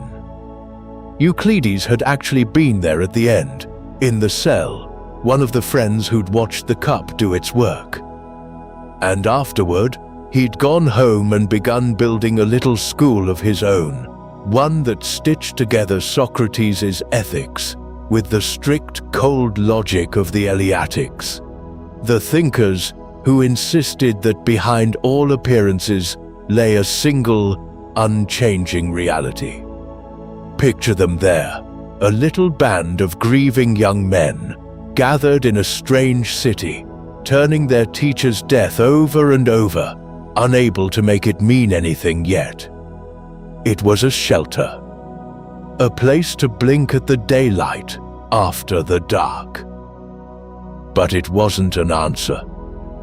And Plato, carrying that unhealed question, what is the sickness in the world, and where does a just life begin, could not simply settle down in someone else's school and wait for the ache to fade. He'd learned from Socrates himself that a borrowed answer is just another shadow. He needed to see for himself. He was, what, not yet 30. And the whole grieving, dangerous, restless energy of him needed somewhere to go. So he began to wander. And here, I have to be a careful old storyteller with you, because what comes next is half history and half legend, braided so tightly that even the scholars can't fully pull them apart. The story that's come down to us, told by writers who lived centuries after Plato and repeated so often it hardened into fact, is that he spent years on a great journey. A grand tour of the known world, that he sailed to Egypt and sat with the priests in their ancient temples along the Nile, drinking in mathematics and astronomy and secrets older than Greece itself. That he crossed to Cyrene on the North African coast to study geometry with a famous mathematician there. That he went searching everywhere for the wisdom his own city could never give him. And in truth, much of that is probably more legend than fact. Egypt especially. The trouble is, when we actually read Plato's own writing, his knowledge of Egypt looks thin, second-hand, not the deep, lived detail of a man who'd really spent years there. So, most careful historians now gently set the Egyptian temples to one side. A beautiful story, just not a very solid one. The stop at Cyrene, though, has a little more weight to it. Cyrene was a Greek city on the North African coast, and the tradition says Plato went there to study with a mathematician named Theodorus, a real geometer, remembered for real work on numbers and their hidden properties. And you can believe this one a bit more easily, because years later, Plato wrote Theodorus into one of his own dialogues as an old and respected teacher, the way you'd only bother to do for someone you'd actually known and admired. And notice which way the search was quietly bending now. Not toward priests and mysteries, toward geometry, toward the strange, quiet fact that a triangle behaves the same way in Athens and in Cyrene, and in a city that hasn't been built yet, that some truths simply do not change, no matter who's looking or how frightened the crowd is. For a man who'd just watched the whole shifting, shadowed world murder his teacher, there was something almost like relief in that. Something that didn't move. You have to understand how these tales grow. When a man becomes as famous as Plato became, the whole world wants a piece of him. There's an old account of tour guides in Egypt, generations later, cheerfully pointing visitors to the very spot where Plato supposedly lived and studied, for a small fee, no doubt. And you can just picture it, can't you? Every city along the coast wanting to claim him. Every temple with its little plaque. Plato slept here. Plato studied here. Plato drank from this very well. The way half the inns of Europe will swear a king once stayed the night. It's a very human thing to want to have touched greatness. So the map of his travels grew a little longer and a little grander with every retelling. But strip away the embroidery, and something real remains underneath. Plato did travel. Of that, there's little doubt. And the leg of the journey that stands on the firmest ground, the one his own writing seems to remember from the inside, wasn't east to Egypt at all. It was west, to the Greek cities of southern Italy and the island of Sicily. We even have, or seem to have, a few words from the man himself about what these years did to him. There's a letter that many scholars believe Plato really wrote, late in his life, looking back, and in it, he says something that reaches right to the bruise. He says that the more he watched how cities were actually run, the laws twisting this way and that, the mobs, the tyrants, the good men crushed, the more he came to a hard conclusion. That nearly every city on earth was, frankly, badly governed. Sick. Run by people chasing shadows. And that there would be no end to humanity's troubles, he decided, until either the people who genuinely loved wisdom came to hold real power, or the people who already held power somehow came, genuinely, to love wisdom. Until then, the killing of Socrates would just go on and on. That was the shape of the ache he carried west with him. Not just personal grief anymore. A diagnosis. And a man with a diagnosis starts, whether he means to or not, to look for a cure. And that's where the searching finally began to change into finding. You have to understand what that Western world was to feel why it pulled him. Southern Italy and Sicily in those days were dotted with Greek cities, a whole second Greece planted across the sea generations before, rich and old and proud. The Greeks called it Magna Graecia, Great Greece. And it had become, over the years, a kind of gathering ground for a certain deep, strange strain of thinking. Where Athens loved the loud arts, the theater, the debate, the clever speech, these Western cities had nursed something quieter and stranger. Communities of thinkers who studied the stars and numbers and music and the soul, and who lived almost like a brotherhood, half school and half secret order. If there was anywhere in the Greek world that had gone looking for a truth beneath the noise, it was here. And Plato, aching for exactly that, was sailing straight toward it. Because he'd carried a question all this way. Remember the stone in his shoe from his boyhood, the cold idea that everything flows, that nothing stays still, that there's nothing solid anywhere to stand on.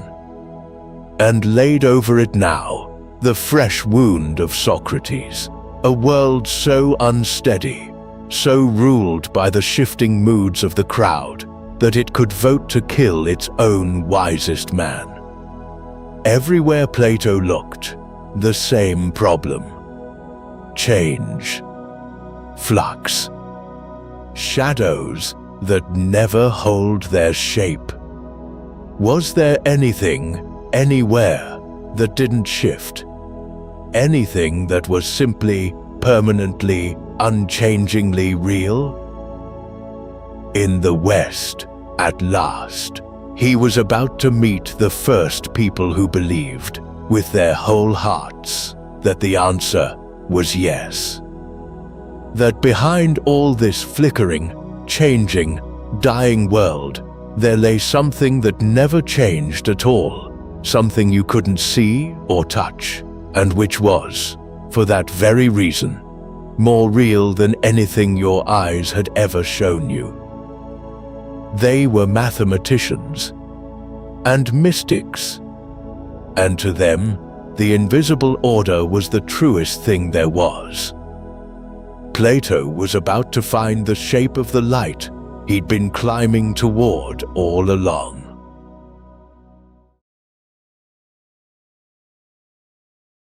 That was the question Plato carried across the sea, whether anything, anywhere, stood still.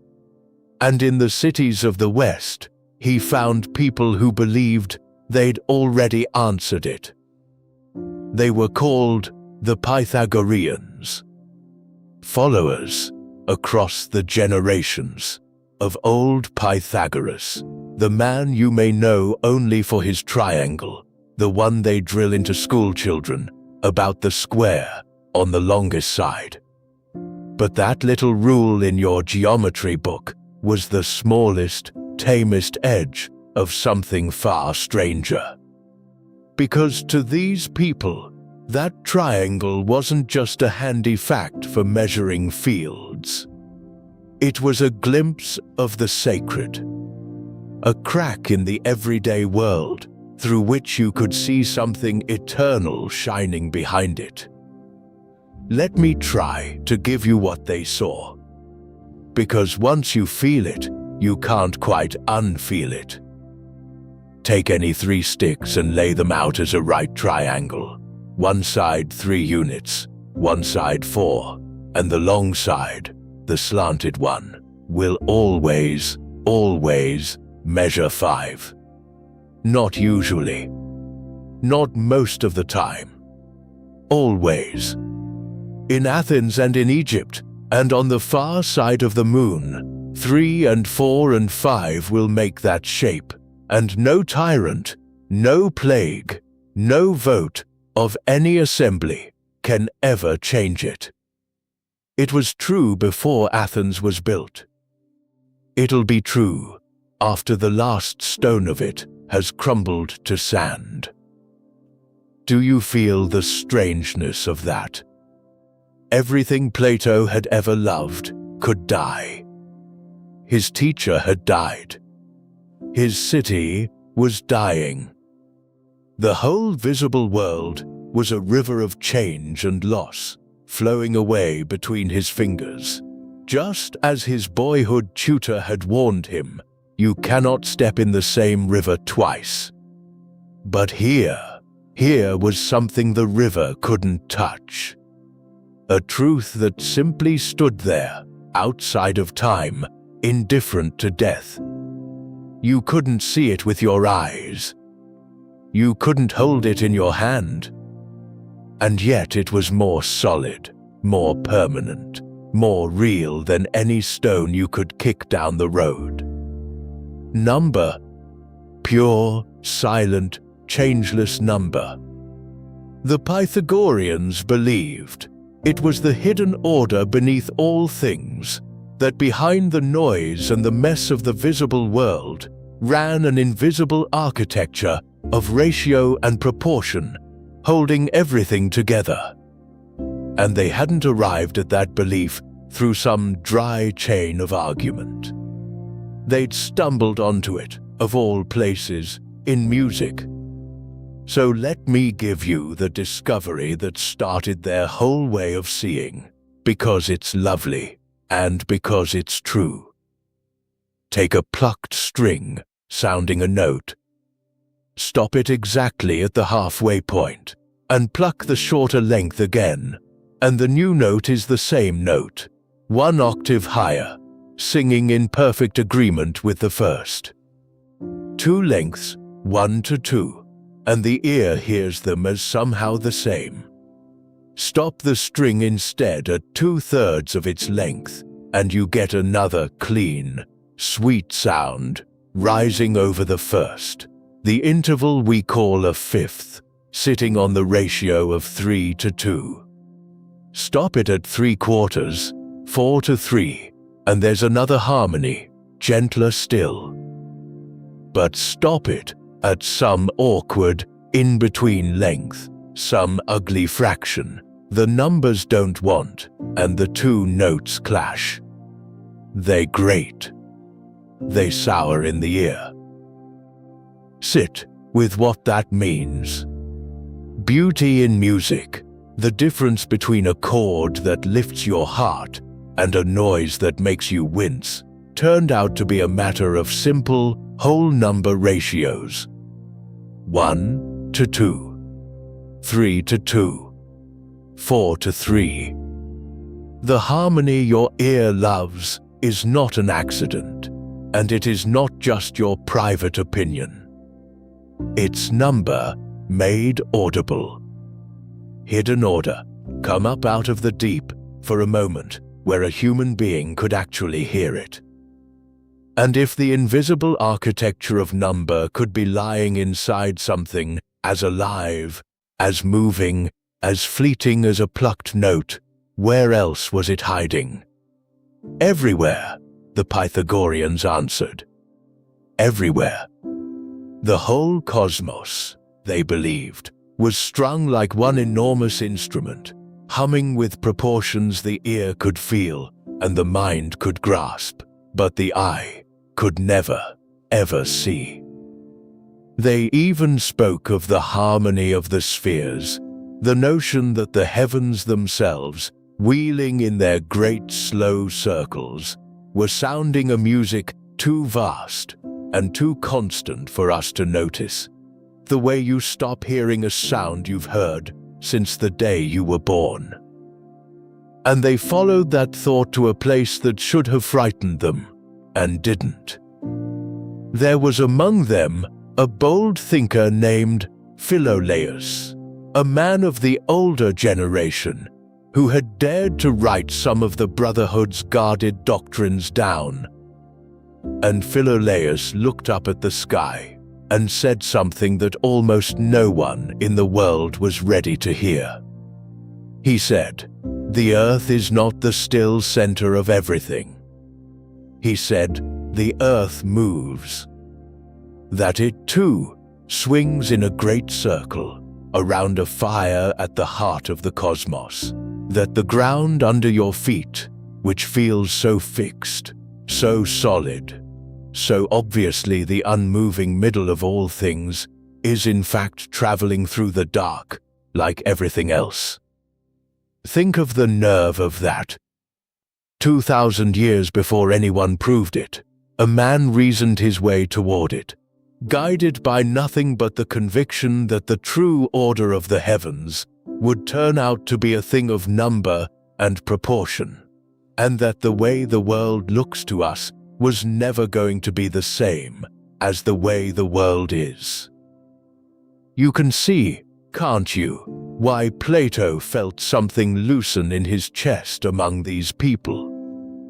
This was not a school in the way you'd picture one.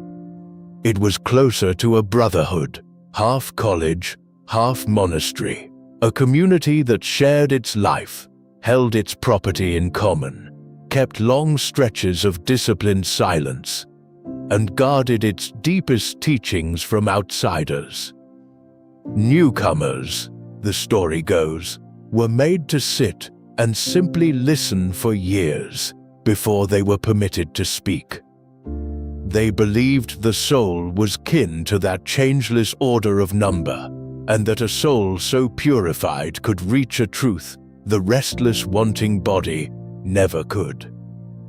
And they believed, this is their conviction, told as they told it, that the soul does not begin at birth and does not end at death. That it lives, and sheds a life the way you shed a worn-out cloak, and lives again, passing on and on through many bodies. Which meant, to them, that a soul was very old, older than the face it happened to be wearing, and that a thing so old and so traveled might carry within it a great deal more than any single lifetime could ever have poured into it. I want you to hold on to that quiet idea. Just set it somewhere in the back of your mind and let it rest there. A soul older than the body it wears, carrying more than one life, could teach it. There was something in that thought that had already begun, very quietly, to take root in him. But not all of these philosophers were dreamers, tracing ratios in the sand. One of them ran a city.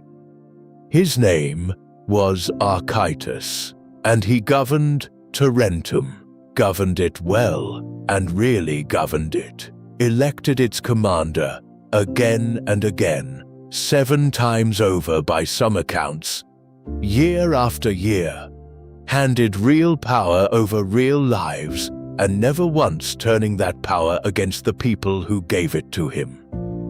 And he was no soldier who dabbled in ideas on the side. He was a mathematician of the first rank, a man who reasoned about numbers and proportions and the sounds of strings with the very best minds of the age, whose work was sturdy enough that geometers would still be building on it generations after he was gone. A thinker who could have spent his whole life among the eternal things, and who chose, instead, to also carry the weight of an ordinary city, and to lay that weight down again, without complaint, when his term was done. Think of what it meant to Plato to stand in front of a man like that. To this grieving man who had watched power turn brutal in his own Athens, who had half buried a certain hope so deep he'd nearly stopped admitting he still carried it. The hope that wisdom and power might live in one person at the same time, and that the wisdom might be the one holding the reins. He had crossed the sea, aching over a hard conclusion that the world would never heal until either the wise came to hold power or the powerful came to love wisdom. Everyone told him that was a dream, a thing for books. And here, breathing, warm, unmistakably real, stood the answer to the doubt, a man who loved wisdom and held power and let the wisdom steer. Not a tyrant, not a mob, a philosopher running a city and running it well. The two of them formed a bond that day, a friendship of loyalty and deep mutual regard between men who recognized their own longing in each other that would hold for the rest of their lives. But the deeper thing, the quiet thing, was what happened inside Plato as he sat among these people and their eternal numbers. Because he didn't feel like a student being handed something foreign. Not exactly. As the truths came clear, as he followed a proof to its unshakable end, and saw, with his whole mind, that it could not possibly be otherwise, the feeling wasn't quite discovery. It was closer to recognition. Like meeting a stranger and realizing, with a small shock, that you've known their face your whole life. As if some part of him had always held these truths, folded away in the dark, and was only now, at last, beginning to unfold them back toward the light. He couldn't have said, yet, where that feeling came from. He only knew that the most certain, most eternal things he had ever encountered arrived in him, not as news, but as something remembered. Now, before we sail on with him, because he's about to sail somewhere genuinely dangerous, let me set the story down for just a moment and say something to you directly.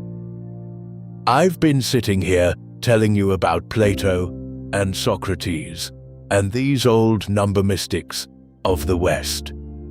But you must have your own. Somewhere in the long history of the world, there's a figure who's been quietly tugging at your sleeve, someone you've always half wondered about, a name you've heard and never had told to you properly. A mystery that's never quite let you go. A moment where everything turned. If one's surfacing in your mind right now, in the dark, would you tell me? Just leave it in a comment whenever you're next awake. A person, a mystery, a turning point from history you'd love to sit with some night, the way we're sitting with Plato now. I read them. I genuinely do. And there's nothing I love more than being handed a name I get to go and bring back to life for you. So think on it. Who would you like to meet next? There. Back to Plato. Because an idea, however beautiful, is only an idea until it meets the hard edge of the real world. And Plato was about to carry his beautiful ideas straight into the court of one of the most powerful, most dangerous men alive. He was going to test whether wisdom could survive contact with a throne.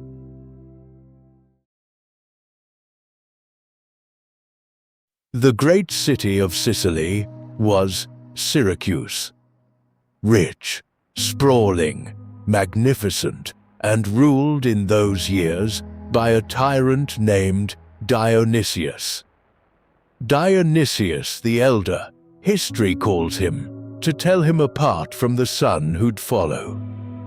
He was clever, ruthless, endlessly suspicious, and he'd clawed his way to absolute power and meant to keep it. A man, in other words, who had built his whole life facing one particular wall, the wall of his own power, and had no intention of ever turning his head. Plato, somewhere around the age of 40 now, came to Syracuse. He'd been traveling for years by then, drifting west through the Greek cities of southern Italy, sitting with the Pythagoreans, carrying away from them a conviction that would never leave him, that underneath all this shifting, perishing world, there runs a changeless order. He came to Sicily, still turning that idea over. And there, in that hard and glittering city, he met a young man named Dion. Not a romance, a kinship of the soul, one of the great loves of his life. Dion was close to the tyrant. A relative by marriage. His own sister had married into Dionysius's household, and so Dion had grown up inside all that Sicilian wealth and power, near the very center of it. He was young, sharp, proud, and he could so easily have become just another courtier, another polished young man, learning to flatter the tyrant and scheme for his own share of the spoils. That was the path laid out in front of him. The wall he'd been handed to face from birth, with everything arranged to keep him facing it. But there was something in Dion that the palace hadn't managed to smother. When he met Plato and heard him speak about justice and the soul and what a life is actually for, something in him woke up. He took to it the way dry ground takes to rain. He didn't just find it interesting. He was hungry for it, hungry in a way the well-fed rarely are. And here's what made him rare.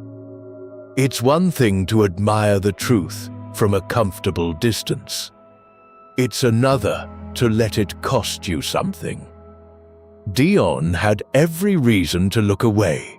His position, his safety, his inheritance, all of it wired to the tyrant's favor, and instead, he leaned in. He began, then and there, to want a different kind of life than the one his birth had promised him. A harder, cleaner, more disciplined life. He started living like a man who'd remembered something. This was what every teacher quietly longs for. A young mind, powerful and well-placed, that genuinely wanted the light and had the courage to reach for it, knowing what it might cost. For the rest of both their lives, Dion would be Plato's great hope. Proof that even a prince, even someone raised inside the very machinery of power, could turn his head toward what was true. If one Dion existed, Plato must have thought, then maybe, a whole city could be turned. Maybe the cave had a door after all. But the tyrant was another matter entirely. You have to picture the court he'd walked into. It was a place of astonishing luxury. Gold and perfume and music, tables that never emptied, a crowd of clever men who had made a whole career out of agreeing with one dangerous person. And that's the thing to understand about a tyrant's court. It's the exact opposite of the philosophic life, point for point. Philosophy is a conversation among people trying to find what's true, even when the truth stings. A court like that is a conversation among people trying to find what the master wants to hear. In one room, you follow the argument wherever it goes. In the other, you follow the man, and you learn, quickly, to swallow anything you notice that might displease him. One is a way of waking up. The other is a very comfortable way of staying asleep. And the master of that comfortable sleeping house was a frightened man. Dionysius had made himself the most powerful ruler in the Greek world outside of Persia, and he'd done it by trusting no one. They say he was so afraid of assassins that he had a moat dug around his own bed and would let no barber near his throat with a blade. He had his own daughters singe his beard with hot coals instead. Picture that. The most powerful man in Sicily, unable to sit still for a shave. Rich beyond measure, feared by everyone, and utterly alone inside his own suspicion and crime. A prisoner in a palace, staring at the one shadow he could never stop watching, the shadow of losing his grip. There's a story that comes down to us about that very court, and whether or not it happened exactly this way, it says something true. One of the courtiers, a flatterer named Damocles, kept going on about how fortunate the tyrant was. What a life! All that wealth, all that power, the luckiest man alive. So, Dionysius offered to trade places with him for a day. Let him feel it. And Damocles said, yes, of course, who wouldn't? They sat him on the golden couch, brought him the finest food, the perfumed servants, everything. And it was glorious, until Damocles happened to glance up. Because, above his head, the tyrant had hung a sword. A heavy, naked blade, suspended point down by a single hair from a horse's tail. And there it swayed, over his neck for the whole feast. Damocles couldn't eat, couldn't enjoy any of it. He begged to be let go. He'd learned, in an afternoon, what it actually feels like to be the tyrant, to have everything, and to sit under it terrified, every hour of the thin thread holding it up. That's the cave, told in miniature. From the outside, the tyrant looks like the one free man in the world, able to do anything, take anything, command anyone. From the inside, he's the most chained prisoner of all. He can never turn around, because turning around means loosening his grip, and loosening his grip, he's sure, means death. Everyone else in the cave has at least the freedom to be let out. The tyrant has bolted himself to the wall. And into that court walked a philosopher who would not flatter him. The story goes that Plato, being Plato, did not soften himself for the powerful man. He spoke to Dionysius about justice. And the heart of what he said was something no tyrant on earth wants to hear. He argued that the just man, the good man, the one who has learned to govern himself, is happier, truly happier, and more free than the tyrant who governs everyone else by fear. That the tyrant only looks like a free man. That in truth he's the deepest kind of slave there is, ruled by his own appetites, ruled by his own dread, jerked around by every fear of losing what he's stolen. A man commanded, day and night, by the thing he's most afraid of. All Dionysius's power, all his armies, and his gold and his moat and his terror, could not buy him the one thing that actually mattered, a soul at peace with itself. A poor, honest man with a well-ordered soul, Plato said, was more free and more content than the trembling ruler of all Sicily. Imagine saying that to his face, to a man who could have you killed with a nod and who dug a moat around his own bed, telling him in his own hall of gold that his whole life was a kind of slavery and that the least free man in the room was the one on the throne. Dionysius was, by every account, furious, deeply, dangerously offended. Because Plato hadn't merely insulted him, he'd told him calmly that the entire shape of his life was a mistake. That the sword hung over his head too, all day, every day, and always would. And here is where the history blurs into legend, so let me hand it to you exactly as it's come down, and no more certain than that. The story that reached us says, the tyrant took his revenge in a particularly cruel and fitting way. Plato was put aboard a ship, and somewhere along the voyage home, he was handed over, or sold, into slavery. Set down on the island of Aegina, and put up for sale like so much cargo. The founder of Western philosophy, the greatest mind of his age, standing in a slave market with a price on his head. I want to be honest with you. This tale comes to us from writers who lived centuries after the fact, and the details wander from one telling to the next.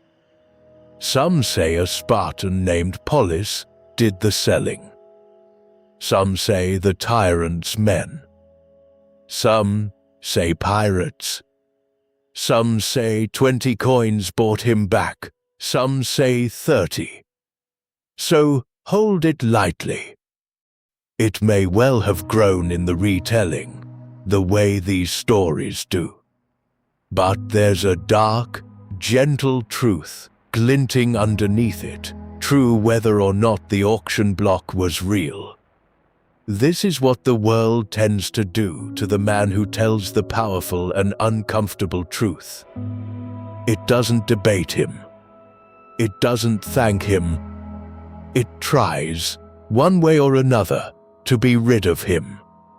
Socrates got the cup. Plato, so the story goes, got the auction block. Say the wrong true thing to the wrong strong man, and you may find yourself, one grey morning, for sale. So, the tale ends with a small grace though, and I like to think there's truth in this part at least. As Plato stood there on the block, a man happened to be passing through the market, a philosopher himself, from Cyrene, a fellow named Anacharis, and he recognized the famous face. Here was Plato, of all people, for sale. So Anacharis paid the ransom out of his own purse, bought the philosopher's freedom, and simply set him loose. And when Plato's friends back in Athens later gathered the money to pay him back, Anacharis is said to have waved them off with a smile, saying, the Athenians weren't the only people in the world fit to look after Plato. A stranger's kindness. Buying back the freedom of a man who'd been sold, more or less, for telling a powerful man a true thing he didn't want to hear. So, Plato came home to Athens, bruised, older, having learned the hard way that you cannot simply walk up to a throne and reason a tyrant into goodness. Some prisoners will not be led. Some have chained themselves too tightly to the wall and would sooner strike the hand that reaches for them than turn their heads even an inch toward the light. Power, it turns out, does not want to be told it's a prisoner. But he didn't come home broken, and he didn't come home to give up. He came home with a different idea entirely. If you couldn't fix the powerful men who already existed, perhaps you could grow better ones. Perhaps, instead of shouting truth at tyrants, you could build a quiet place, apart from the noise of the city, where minds could be turned toward the light slowly, patiently, from the ground up.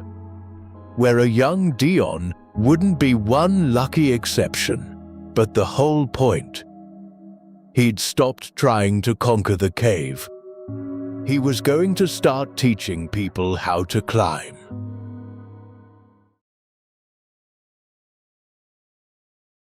Let me ask you something simple, here in the dark. And I want you to actually try it, drowsy as you are. Picture a circle, a perfect one. You can do it, can't you? Effortlessly.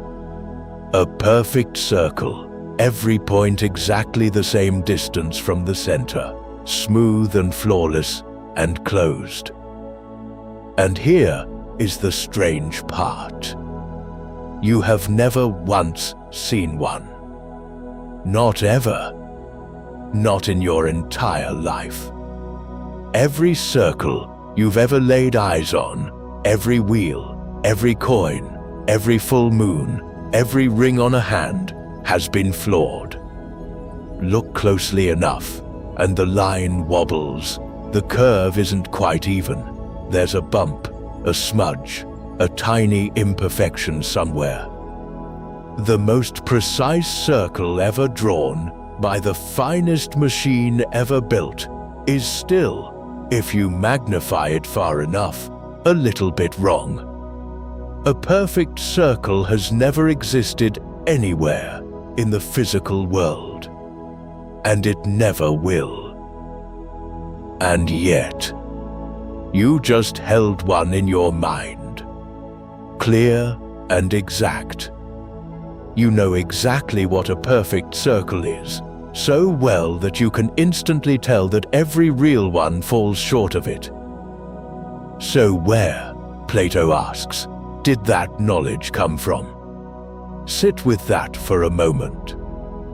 You never saw a perfect circle, so your eyes didn't hand it to you. You couldn't have built it up slowly out of all the imperfect ones, because to know they were imperfect, you'd already have to be holding the perfect one up against them, like a ruler. The standard came first. It had to. You're measuring every real circle against something, and that something isn't in the world of real circles at all. It's somewhere else. You carry it with you, and you never learned where you got it. And it isn't only circles. Plato used an even simpler example, one you can test lying right where you are.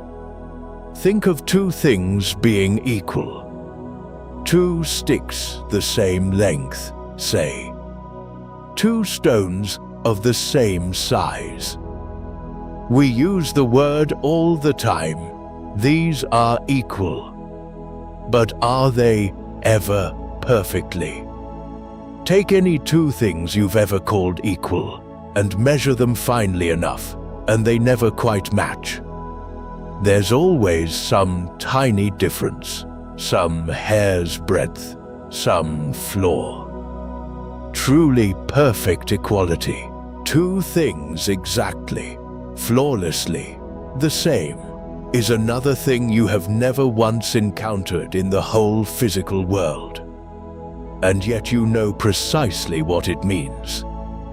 You can tell the two real things fall a little short of it. You're holding a standard of perfect equality that no pair of objects ever gave you.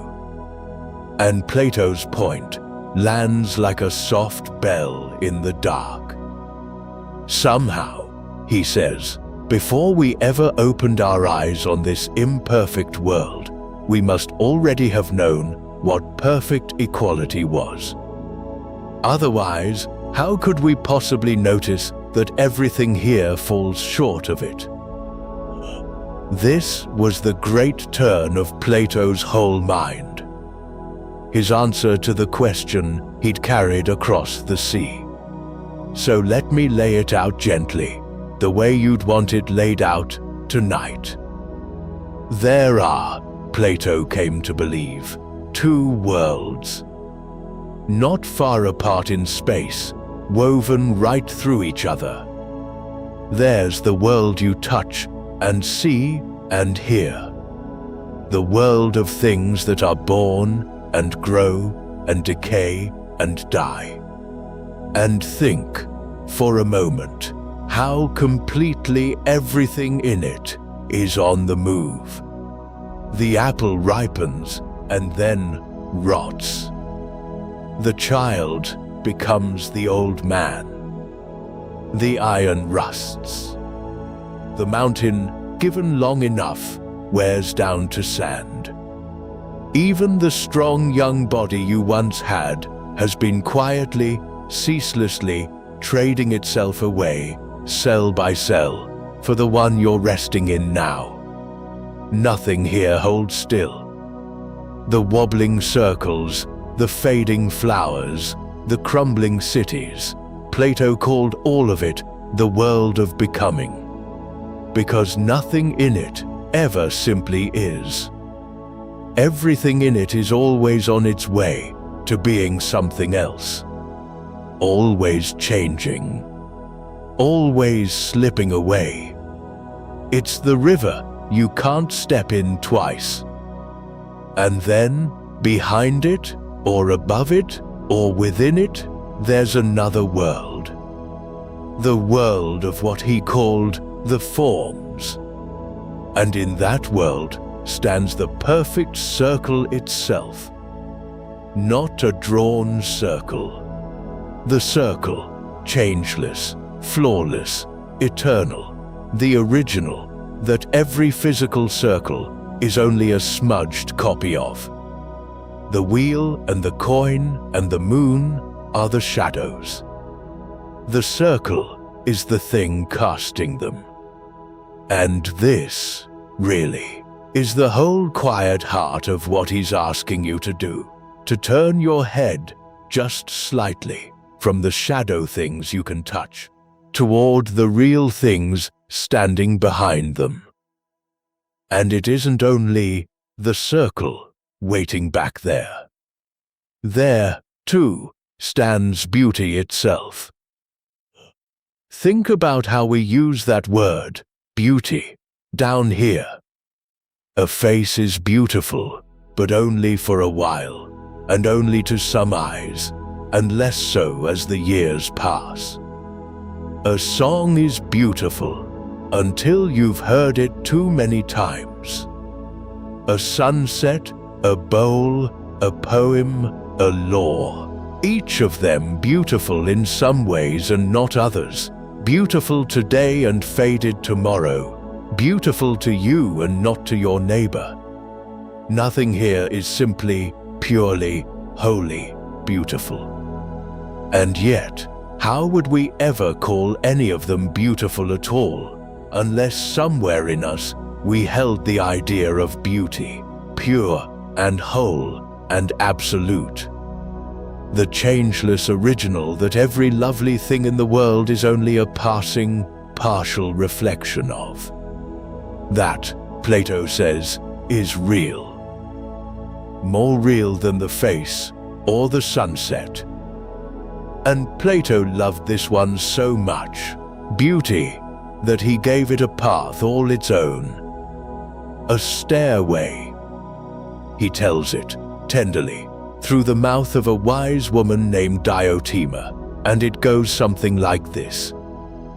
It begins, she says, the way love almost always begins. With one beautiful face, one person, and the ache of finding them lovely. There's nothing wrong with that. It's the first rung, and everyone starts there. But if you don't stop there, something can happen. You begin to notice that the loveliness you saw in that one face isn't really trapped inside that one face. It's in other faces too. It's the same thing, shining in many. And so the love widens, gently, from the one to the many, from a single person to the beauty living in all of them. And then, if you keep climbing, you notice something quieter still. That the most beautiful thing about a person was never really the shape of them at all. It was something inside, a kind soul, a brave and honest mind, a good heart. Beauty of the body, Diotima says, is a small thing next to the beauty of a soul. So the love rises again, from lovely faces to lovely spirits, to the goodness in people, and higher to the beauty in the things good people make, in just and gentle laws, in noble ways of living, in true ideas, in knowledge itself, which is more beautiful than any single thing it's the knowledge of. And at the very top of that long, patient stair, reached, she says, almost without warning, the way you might step out of a stairwell into open sky, there is beauty itself. Not this beautiful thing, or that beautiful thing. Not a face that will age, or a law that will be repealed, or an idea that will be improved upon. Beauty, whole and changeless and everlasting, the still source that every lovely thing you have ever loved was quietly borrowing its light from all along. That, Plato says, is what the heart was reaching for the whole time, even back at the very bottom, even when it thought it only wanted one face in the lamplight. And beside beauty stand the others. justice itself, not what this court ruled or that mob demanded on a given afternoon, but justice, whole and true, the thing all our fumbling laws are only trying to copy. And higher than all of them, at the summit where the light comes from, goodness itself. But leave that one standing there for now, up in the brightness. We'll climb to it. Tonight, it's enough to know the summit is there. Plato called this whole realm the world of being, because these things don't change, don't decay, don't ever slip away. They simply, eternally are. Do you see what he'd done? Do you feel the ache underneath it? He'd found his changeless thing at last. The something that doesn't shift. Everything his boyhood tutor said flowed away. Everything the crowd could vote to destroy. Everything death could take. All of it belonged to the lower world of shadows and copies. But the real things, the true things, the perfect circle and beauty and justice stood forever, beyond the reach of any of it. Safe, eternal. And this changeless, real world was exactly what Socrates had died pointing toward. Think back. All those years in the marketplace, asking the general and the politician and the poet, but what is courage, really? What is justice itself? He was never asking what wins a vote or what the crowd applauds this season. He was pointing past all of it, past the opinions, the fashions, the fears, toward the real thing, standing in the daylight behind them. He died, insisting the real things were real.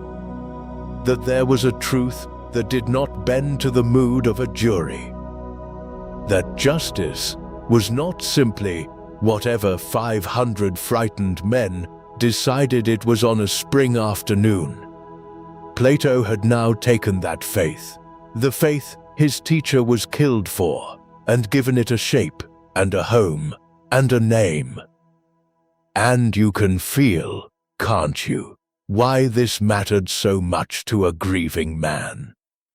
If Socrates was right, if justice itself really exists, changeless and perfect, whatever any mob may say, then the mob that killed him was not the final word. They could vote and condemn and pour the hemlock, and they could not touch the truth of the thing by one hair. They had power over his body. They had no power at all over justice itself. In a strange way, the whole idea was Plato's way of saying, quietly, across the years, they did not win. They never could have. And notice, one more time, how it came to you.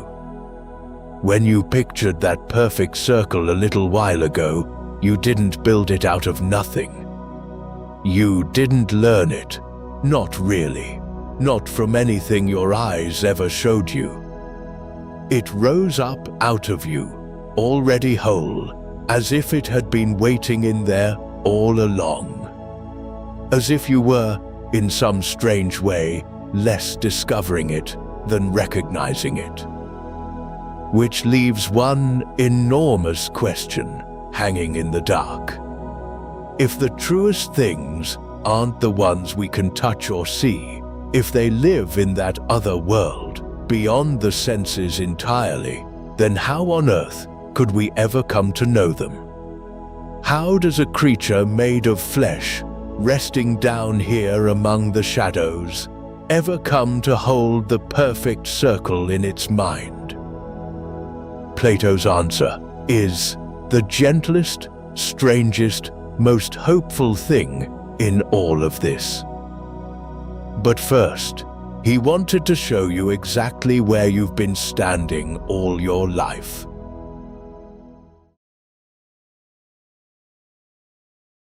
He drew it as a ladder first, a different climb than the stairway of love. This one, a ladder of knowing. 4 rungs of seeing. Down at the bottom rung, the dimmest, is the world of shadows and reflections and images. You look at a picture of a thing, a rumor of a thing, an image flickering by, and you take that for reality. That's the lowest way of seeing. Just above it, the second rung. You turn from the images to the actual physical objects, the real trees and stones and faces. Better. Solid. But still, only the changing, dying world of things. Then the third rung, higher and clearer. Reasoning, the way a geometer reasons, no longer about this or that particular circle, but about the circle, thinking in pure ideas, climbing into the world of the mind. And at the very top rung, the fourth, true understanding. Seeing the forms themselves plainly, in full daylight, and, at the very summit, seeing the source of all of it. Because there's something at the top of the ladder that makes all the rest possible. Plato reached for the sun to explain it. Think about your eyes. Your eyes are wonderful things, but on their own, in a sealed dark room, they're useless. You can have perfect vision and see nothing at all. You need one more thing. You need light. It's the sun pouring its light over everything that lets your eye and the object meet, that makes seeing possible in the first place. The sun isn't the thing you're looking at. It's what lets you look. And Plato said, there is a sun in that other world too. In the world of the forms, one form stands above all the others, and he called it the good. And just as the sun lets your eye see physical things, the good is what lets your mind know the true things. It's the source of all the light up there. The highest thing. The hardest to look at directly. And when at last a soul does glimpse it, it understands, with quiet awe, that this is what everything else was for. This is the source of all that's beautiful and right. So hold that ladder in your mind, the 4 rungs, the sun at the top. Because Plato took that whole idea and turned it into a story. The most famous story he ever told.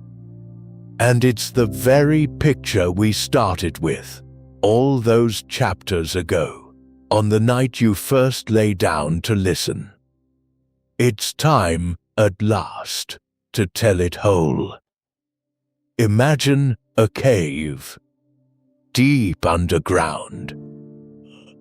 And in that cave, prisoners, chained since childhood, chained by the leg and the neck, so they cannot even turn their heads. They can only face one way, one wall. They've been like this their whole lives. They have never once seen each other's faces. They have never seen their own. Behind them, up a slope, burns a fire. And between the fire and the prisoners' backs runs a low wall. Like the little screen, a puppeteer crouches behind. And along that wall, people walk, carrying things, carved figures of animals, statues of men, all kinds of objects held up above the screen. So, the fire throws the shadows of those carried objects onto the wall in front of the prisoners. Shadows moving, stretching, shrinking, and echoes too, When one of the carriers speaks, the sound bounces off the wall, so the shadows seem to talk. And the prisoners, who have known nothing else since birth, naturally believe that these shadows are the whole of reality. Of course they do. What else could they think? They give the shadows names. They study which shadow tends to follow which. They grow clever about it. They hold little contests and honor the prisoner who can best predict the next shape on the wall and call him wise. Their entire world is flickering shapes on stone, and they are utterly, completely certain of it. Now, imagine one of them is set free. The chains fall from his neck, and he's made to stand and turn around for the very first time. And it hurts. Oh, it hurts. His neck aches from moving in a way it never has. And when he turns toward the fire, the light stabs his eyes. He's spent his whole life in dimness, and now there's this brightness, and it's painful, genuinely painful, and his eyes water and swim. And here's the cruel part. When he looks at the real objects being carried, the actual statues, more real than their shadows, he can't make them out. They're just glare and blur. And the shadows he's known his whole life still look sharper, clearer, more real to him than these true things. So his first instinct, in the pain and confusion, is to turn back around, to go back to the wall. He knows. The truth is more painful than the illusion. At first, that's the part we forget. But he isn't allowed to stay. Someone drags him up the steep, rough slope toward the mouth of the cave, and he fights it the whole way, because the light keeps getting brighter and the climbing hurts. And then, at last, he's hauled out into the open air, into the full light of the sun. And it's agony. He's blind, completely dazzled. He can't see anything at all in that flood of light. So he has to do it slowly. First, he can only look at shadows again, but real shadows now, cast by real things in the sunlight. Then, he looks at the reflections of things in still water. Then, little by little, the things themselves. Then, he can lift his eyes to the night sky, the moon and the stars, easier to bear in the gentle dark. And finally, when his eyes have grown strong enough, he lifts them to the sun itself, the real sun. And he understands that this is the source of it all. The thing that gives everything else its light and its life. He weeps, maybe, at the sight of it. And he pities the prisoners he left behind, still down there in the dark, congratulating each other on their mastery of shadows. And here, most people think the story ends. The hero escapes. The soul finds the light. And that's where you'd close the book. But that is not where Plato ends it. And the ending he actually chose is the whole point.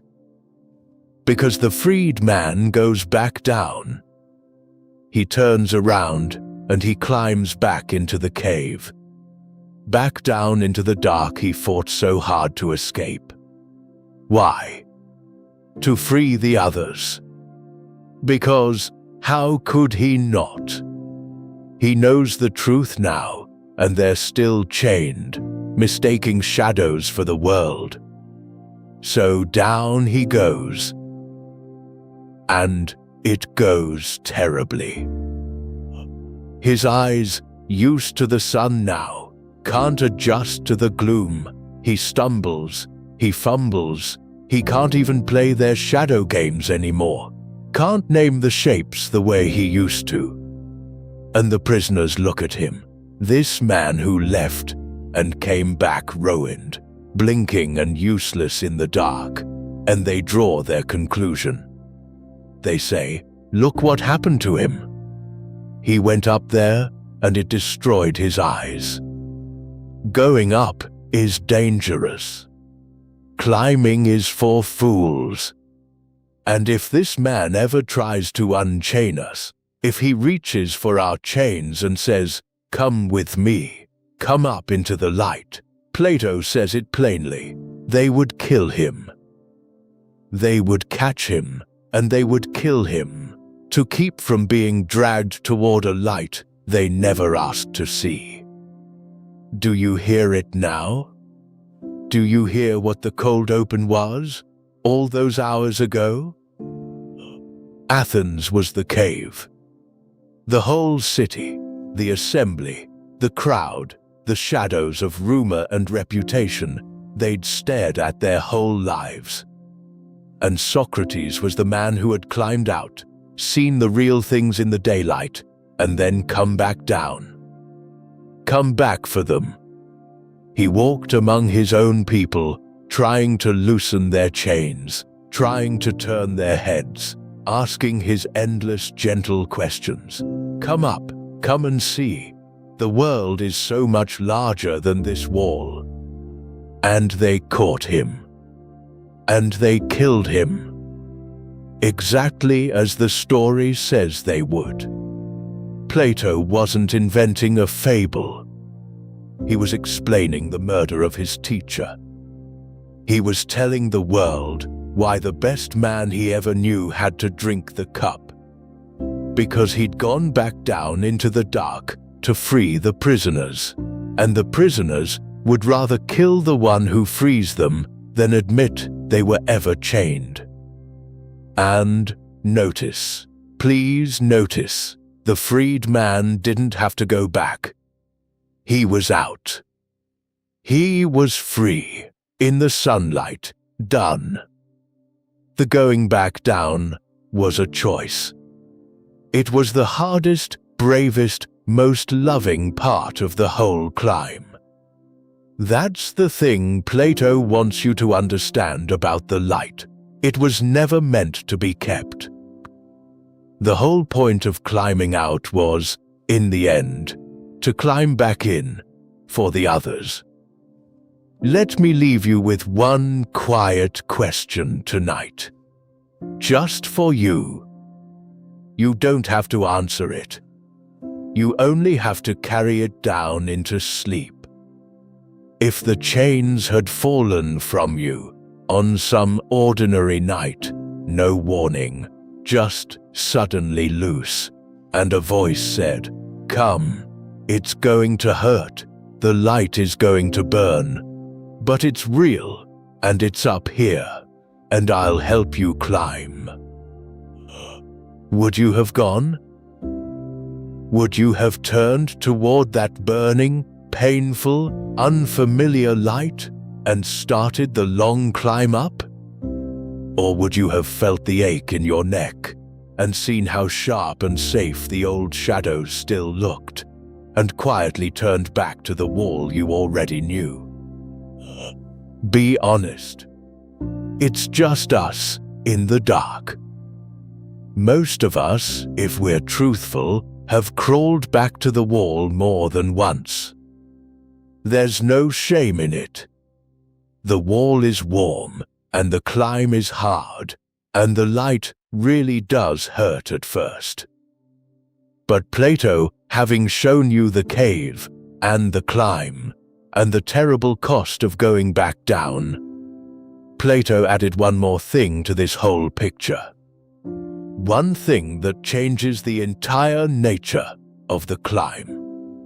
One thing that means the light at the top of the cave is not a stranger you're straining toward, but something, somehow, you already know.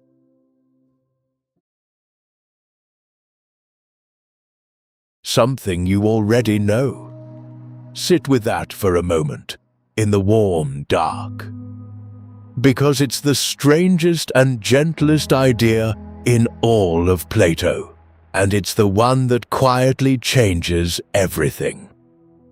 Plato looked at that whole terrible, beautiful climb out of the cave, the chains, the painful turn, the burning ascent toward the light, and he added one thing to it that nobody had said before.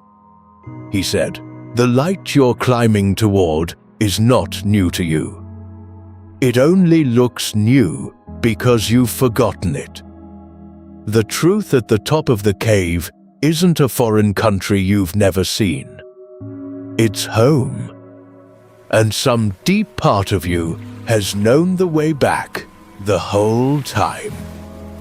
He called it recollection, anamnesis. And he made his case with a little scene so simple, so quiet, that people have been turning it over for 2,500 years. Picture it. Socrates is in a house, arguing with a clever, confident man named Meno about whether goodness can even be taught. And to settle a point, Socrates does something almost mischievous. He looks around the room and calls over a boy, a household slave, a boy who has had no education at all. No schooling, no geometry, nothing. Just an ordinary young person who happens to be standing there. And Socrates says, in effect, watch. Watch what's already in him. He draws a square in the dirt, a simple square, and he asks the boy a question about it. Suppose we wanted a new square, exactly twice as big, twice the area. How long would its sides need to be? And the boy answers quickly, confidently, the way we all answer when we haven't really thought yet. Easy, he says. Make the sides twice as long. Double the sides, double the square. It sounds right. It feels right. It's wrong. Because when you double the sides of a square, you don't get twice the area, you get 4 times the area. And Socrates doesn't tell him that. He never tells him anything. He just asks another question and lets the boy look at his own drawing, and the boy sees it for himself. Oh, that's too big. That's not double, that's 4 times over. So the boy tries again. Somewhere in between, then. And that's wrong too. And again, Socrates doesn't correct him, just asks, just draws, just lets the boy bump into the truth with his own mind. And there's a moment, every teacher lives for this moment, where the boy stops and frowns and says, "Honestly, I don't know. I thought I knew, and I don't." Now, most people think that's failure. Plato thought it was the most important moment of all, because, for the first time, the boy knows that he doesn't know. The full certainty is gone. The wall he was staring at has cracked, and now he's ready, finally, to actually see. And so, Socrates asks a few more questions, and he draws the line, the diagonal, corner to corner, and something in the boy catches. He sees it. The square built on that diagonal line is exactly, perfectly, twice the size of the first. And the boy knows it's right. Not because anyone told him. Not because he memorized it. He knows it the way you know your own name, from the inside, with total certainty, because he worked it out himself. And Socrates turns to Meno and says, in effect, "Did you see me teach him anything? Did I pour a single fact into that boy? No. I only asked. I only drew. Everything else came out of him." So where was that knowledge? It was in him the whole time. He didn't learn geometry today. He remembered it. All learning, Plato said, all real learning is remembering. I want to slow all the way down here because this part is for you. Not for the boy in the dirt. For you, lying there tonight. You are not learning this. You are remembering it. Say it to yourself softly. You are not learning this. You are remembering it. Everything true that this old philosopher is describing, everything that's made your chest feel a little tight tonight, a little seen, you're not receiving it from me, like a stranger handing you something you never had. You're recognizing it. It's landing because some part of you already knew it and has known it all along and has only been waiting, quietly, for someone to ask the right question, so it could come up out of the dark and into the light. Everything tonight has been climbing toward this. This is what Plato believed about your soul, and it's what the title promised you when you first lay down, that you already hold the answers. Not that you might get them someday, if you work hard enough and read enough and finally become worthy of them. That you have them. Now. Already. The blueprint of who you actually are, of what is good and true and beautiful, it was drawn into you before you drew your first breath. It's the original. Everything the world piled on top of it, the expectations, the shadows, the borrowed names, the fear, none of that added anything to the blueprint. It only buried it. And do you feel what that means? For anyone lying awake at 40, at 50, at 60, with that particular ache, the one that says, I'm too late. I'm behind. I wasted it. Everyone else got the instructions, and I missed them. I'm broken, or I'm starting from nothing, and there isn't time now to become who I should have been. Plato would take your hand, I think, and tell you, no. You have misunderstood the whole task. You were never starting from nothing. You are not a bucket that got filled too slowly. You are not behind, because this was never a race to acquire something you lack. Everything you actually need is already in you and has been the whole time, since before the disappointments, before the wrong turns, before the years you think you lost. The work of a human life was never to go out and get a soul. It was to remember the one you were born with, to clear away what buried it, to turn your own head, at last, toward a light that has been waiting in you patiently all along. There is nothing to add to you. That's the secret. The upgrade was never an addition. It's a turn. Think of what that actually asks of you tonight. How much lighter it is than what you thought. You've probably spent years believing the good life was somewhere ahead of you, on the far side of more.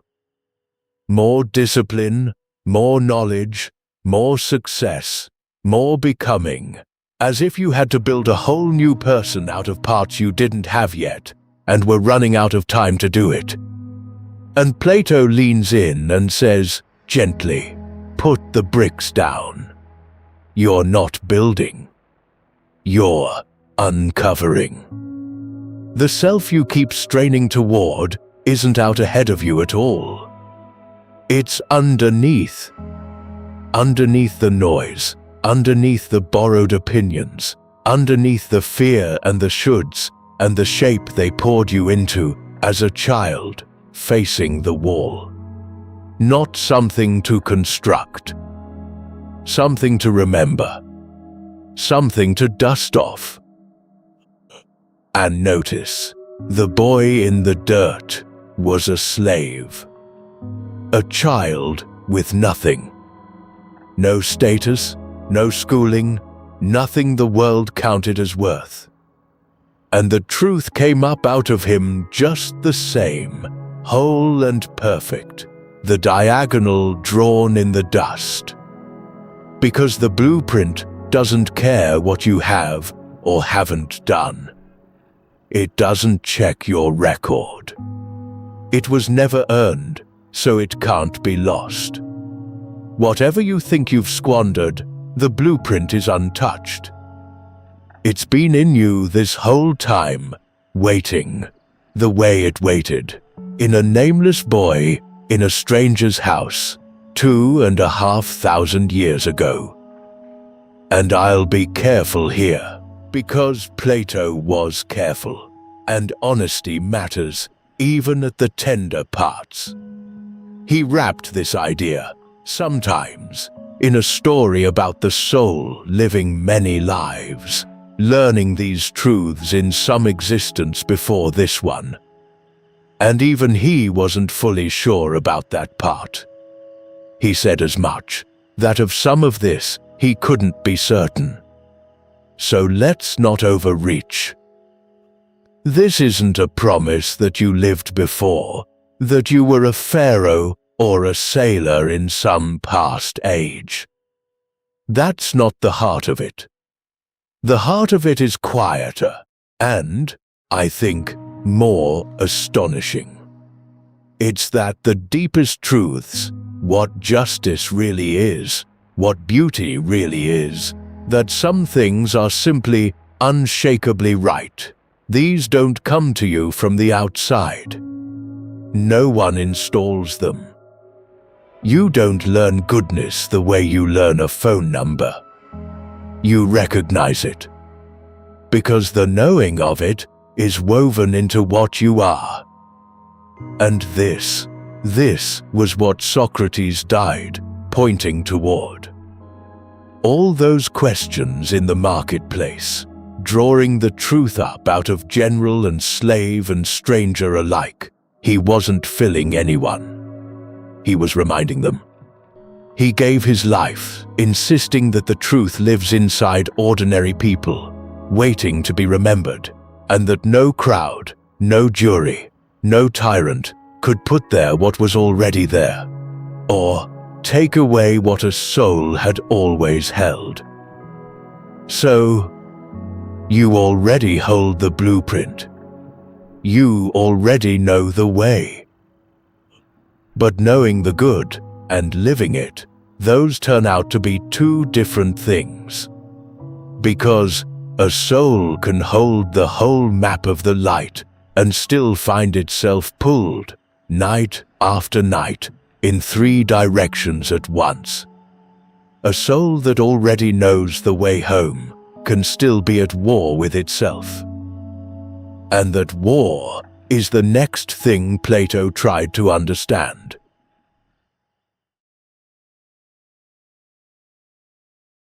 You know the feeling. Everyone does. It's late, and part of you wants to sleep because you genuinely know that rest is what tomorrow needs. And another part of you wants to stay up. One more show, one more scroll, one more hour stolen from a self you'll have to be in the morning. And somewhere underneath both of those is a third thing, quieter, that just wants to feel like you're winning at something, anything, before the day ends. 3 wants. One person, pulling 3 different directions. And whichever one you obey, some other part of you sits in the corner afterward, disappointed. That's not a modern sickness. That's not the phone's fault, or the centuries. Plato was writing about exactly that feeling 2,400 years ago. And he noticed something about it that most of us rush right past. He noticed that you can want and not want the very same thing at the very same moment. Think of a person desperately thirsty, every fiber of them crying out for water, who nonetheless will not drink because they know the water is foul, or because they've resolved to wait. There it is. One person, one instant. A part of them lunging toward the cup, and another part holding the hand back.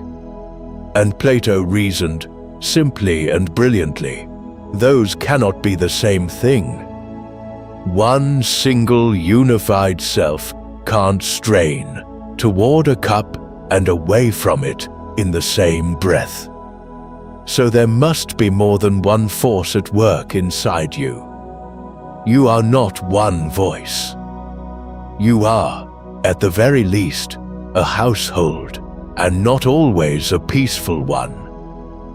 So, he gave that household the most beautiful picture anyone's ever drawn of it. He said, imagine your soul is a chariot. There's a charioteer holding the reins. That's your reason, the part of you that can see where you actually want to go, that knows the good, that holds the blueprint we spoke of. And pulling the chariot are 2 horses. One of them is noble, upright, well made, a proud lifted neck, running clean and true. That horse is your spirit, your drive for honor, for dignity, the part of you that burns with indignation when something's wrong, that wants to be worthy, that rises to a challenge. When it's healthy, it's reason's great ally. It loves to be led towards something fine. You've felt this horse too. It's the part of you that gets angry at yourself, genuinely angry, when you give in to something you know is beneath you. That flush of shame after you've done the small, weak thing. That's not your appetite talking, and it's not cold reason either. It's a third creature entirely, your spirit, siding with the driver against the runaway horse, indignant on your own behalf, wanting you to be better than you just were. Plato saw that this fierce, honorable energy, rightly aimed, is one of your greatest friends. Misfire it, let it curdle into pride, or turn it against other people instead of toward your own becoming, and it's dangerous. But harnessed, it's the horse that makes the hard climb feel like something worth doing. And the other horse, well, the other horse is a piece of work.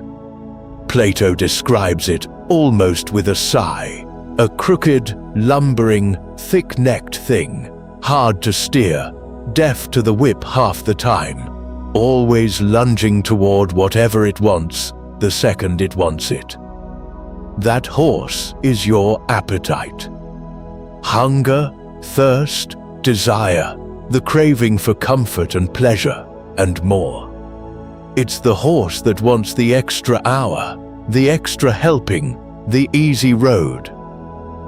And here is where almost everyone gets Plato wrong. So let me be clear, because it matters for how you treat yourself. The point is not to kill the dark horse. Read that again if you're drifting. The goal was never to starve that unruly, hungry part of you into silence, to hate it, to punish it into submission. Plato knew something we keep forgetting in our age of grim discipline and self-punishment. You cannot pull a chariot with one horse. Cut the dark horse loose, and you don't ascend, you just stop. Appetite is not the enemy. Appetite is the engine. All that hungry, lunging energy is exactly the power that carries you up the mountain, if and only if it's harnessed. If there's a steady hand on the reins and a wiser part of you choosing the direction. The task, Plato said, is to train both horses, to let reason drive, spirit lend its noble strength, and appetite pull with all its power, all three moving together, up toward the light. That's not a war you win by amputating part of yourself. It's a harmony you achieve by putting each part in its proper place. And that word, harmony, is where this whole idea comes home to you. Because Plato had a name for the state where the charioteer drives well, and both horses pull together, and the soul climbs as one. He called it justice. Not justice as a courtroom thing. Justice inside a single person. Justice as the deep, quiet order of a soul, where every part is doing its own proper work, and none is tyrannizing the others. He said, a just soul is like a chord of music, the high note, the low note, the middle note, all sounding together, none of them screeching over the rest. A person in tune with themselves. And now, listen, because this is the promise from the very beginning of the night, finally coming due. Remember the ache we started with? That silent war between who others expect you to be and what your own soul actually longs for. Do you see what that war really is in Plato's picture? It's a chariot being torn apart.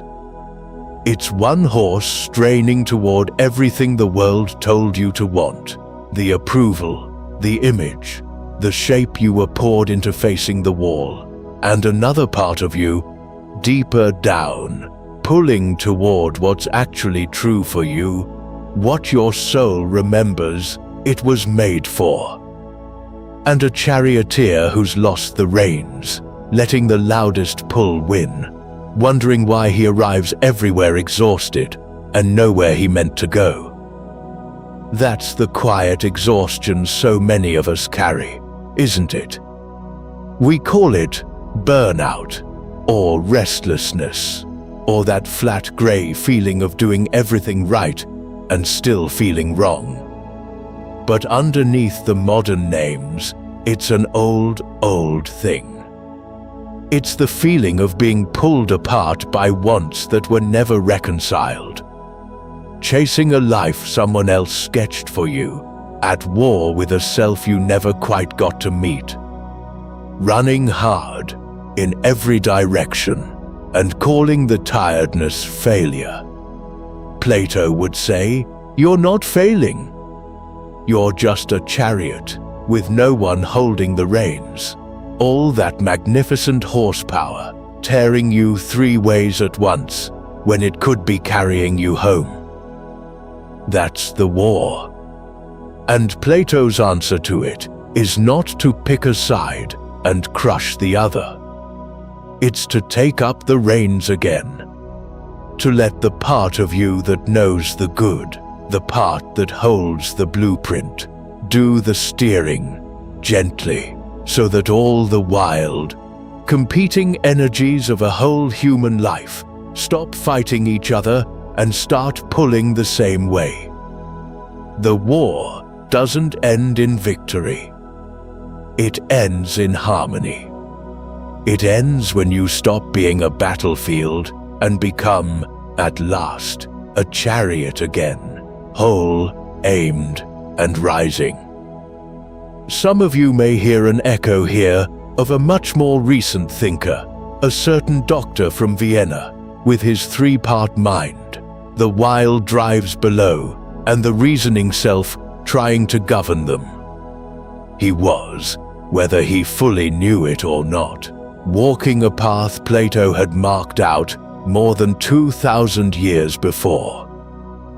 The map is old. The struggle is older. And the way through it hasn't changed. But harmony in a single soul is a rare thing. Hard won. It takes a whole life, and most people never quite manage it, even for themselves. And Plato, being Plato, looked at how hard it was to bring order to one soul, and dreamed of building it into a whole community. A place where minds could be tuned like that, together. Where the chariots could learn to climb side by side. He was about to come home and build exactly that.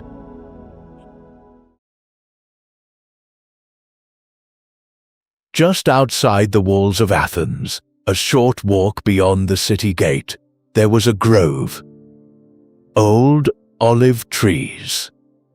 Plane trees throwing cool shade. A quiet, green place, sacred for longer than anyone could remember, to a half-forgotten local hero named Academus. People had come there for generations to walk and think and get away from the noise of the city.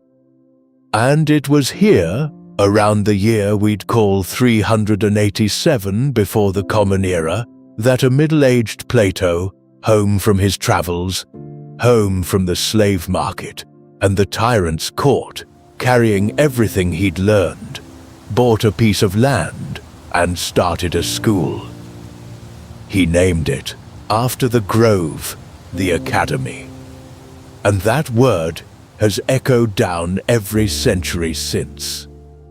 Every academy, every academic, every school and college and university that has ever existed borrows its name from this one quiet olive grove where an old student of Socrates decided to plant something. Many people call it the world's first university. And you can understand why. It's a lovely thing to say, and there's real truth in it. For the careful among us, historians usually save the exact word university for the great chartered schools that rose in medieval Europe, in Bologna and Paris and Oxford, many centuries later. But if what you mean is a lasting community of learning, a place held together across generations, where people gathered to pursue mathematics and astronomy and the deepest questions of existence, not for a trade, but for the truth itself, then Plato's grove has as fair a claim as anywhere on earth to being the first. And it would outlast him by centuries, the longest-lived school the ancient world would ever know. So, what actually happened in there, among the olive trees? Not what you might picture. not rows of students copying down a great man's lecture. That wasn't Plato's way. He'd learned better from Socrates than that. The academy was built on conversation, on dialectic, that patient back and forth of question and answer, the same method Socrates had used in the marketplace, now given a home and a garden. Plato would set a problem loose among them and let the minds work on it together. There's a famous one he's said to have handed his astronomers. "Look up at the wandering planets," he told them, "those strange looping paths across the sky, and find the hidden order beneath. Save the appearances. Find the elegant, changeless geometry that must lie under all that apparent chaos." Do you hear the whole of his life in that single instruction? Behind the confusion, look for the order. Behind the shadows, the real. He turned his deepest conviction into homework. And it was a genuine community, not a business. He charged no fees. This was never a shop selling cleverness the way the old sophists had. It was a shared life of inquiry. Members lived and ate and argued together. And here's a detail I love, quietly remarkable for that ancient world. Among the students were at least 2 women that we know of by name, Axiothea and Lasthenia, who came to study alongside the men in an age that mostly kept women out of such rooms entirely. Teacher and student thinking side by side. Truth drawn out, not poured in. Because of course, it was. If all learning is remembering, then a school shouldn't be a place where you're filled up. It should be a place where you're asked the right questions, in good company, until you remember. There's a story, and I'll tell it to you with a smile, because it's almost certainly a legend, that over the entrance to the academy hung a sign. And the sign read, "Let no one ignorant of geometry enter here." It's a wonderful image, isn't it? A bouncer made of mathematics at the door of philosophy. The trouble is, the earliest anyone actually mentions this sign is writers living many hundreds of years after Plato was dust, and Aristotle, who spent 20 years walking in and out of that very door, never breathes a word of it. So it's probably not history. But, and this is why the story survives, it captures something perfectly true about him. Plato really did believe you couldn't reach the highest truths without first training your mind on the changeless certainties of number and shape. The sign may be invented. The conviction behind it was absolutely real. And here is what I most want you to see about this grove. Remember the man who climbed out of the cave. Remember how the whole point, the part everyone forgets, wasn't the escape into the sunlight, it was the choice to go back down. Down into the dark, for the others to loosen their chains. That is what the academy was. Plato had seen the light. He'd found the forms, the changeless real, the whole daylight world behind the shadows. He could have kept it. He could have become a hermit of the truth, sat alone in the sun, and let Athens rot in its cave. Instead, he built a door back in. He spent the rest of his long life, decades of it, right there in that grove, patiently turning one head at a time toward the light. Not conquering the cave. Not shouting at it. Just quietly, faithfully, helping others make the painful, beautiful climb he'd made himself. The freed prisoner going back down. Freedom completing itself the only way it ever really can, by turning around and reaching for someone else's chains. And oh, the minds that came through that grove. One of them arrived as a sharp, restless, brilliant young man of about 17, from a town up north called Stagira. He would stay at the academy for nearly 20 years, student, then colleague, then a mind large enough to eventually challenge his teacher on almost everything. His name was Aristotle. And if you were with us on another night for the story of Aristotle and the long search for your own purpose, for your why, then you already know exactly where this boy is headed and what he'd go on to become. Here, in this grove, he was just beginning. A teenager, sitting under the olive trees, being asked the right questions. The student who would carry the light in his own direction entirely. Now, before Plato carries us to the last, hardest chapter of his life, let me pause here in the grove for just a moment, because this feels like the right place to say it. There are more than 5,000 of us now. Did you know that? 5,000 quiet souls, gathering here in the dark, night after night, to climb these old stories together before sleep.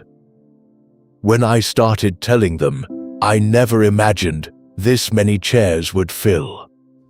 And this, a community of minds, meeting in the dark to turn toward a little more light. This is the closest thing I know to Plato's grove. So, if one of these nights has ever stayed with you, if a story ever followed you into your dreams or your morning, here is the only thing I'll ever ask of you. Share your favorite episode with one person, just one, who you think needs it too. That's how this little grove of ours keeps finding the people it's meant for. And if you have a quiet moment, leave a rating for the show. It helps more than you'd think. And I'd love it, I really would, if you'd tell me in a comment where in the world you're listening from tonight, and which of these stories from history has meant the most to you so far. It warms an old man to know who's out there in the dark with him. There. Thank you for that. Now, back to Plato. Because he had built his grove. He was turning willing minds toward the light, one after another, exactly as he'd dreamed. It should have been enough. For most men, it would have been. But Plato still carried one impossible hope.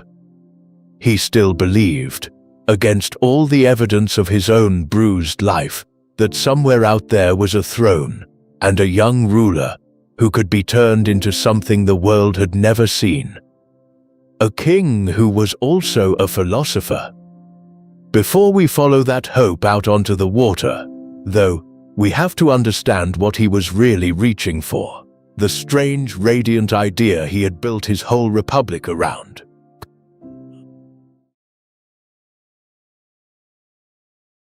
Somewhere in the middle of his greatest work, the Republic, Plato set down a sentence so bold that even he, through the mouth of Socrates, seemed almost embarrassed to say it aloud. He'd been wading toward it carefully, the way you wade into cold water a step at a time. And he tells us he can feel it coming, not a ripple, but a great swell of an idea, rising up to break over the whole conversation. The third and largest of three waves, he calls it. He half expects to be laughed out of the room. And then he says it anyway. Until philosophers are kings, he wrote, "or the kings and princes of this world have the spirit and power of philosophy, until political greatness and wisdom meet together in one person. Cities will never have rest from their evils. No, nor the human race." Sit with the size of that claim. He isn't saying wise rulers would be nice. He's saying there is no other cure. That every war, every famine of justice, every good man handed a cup of poison, all of it flows from the same source. Power in the hands of people who do not love wisdom, and wisdom locked away in people who will never hold power. Split them apart, and the world stays sick. The only medicine, Plato insists, is to fuse them, to put the love of truth on the throne. To understand why he'd stake everything on that one sentence, you have to see the city he'd been building around it, page after page.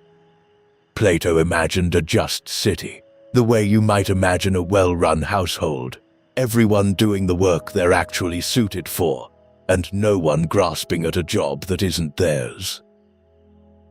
There were the producers, he said, the farmers and craftsmen and merchants, the hands that feed and clothe and build a place.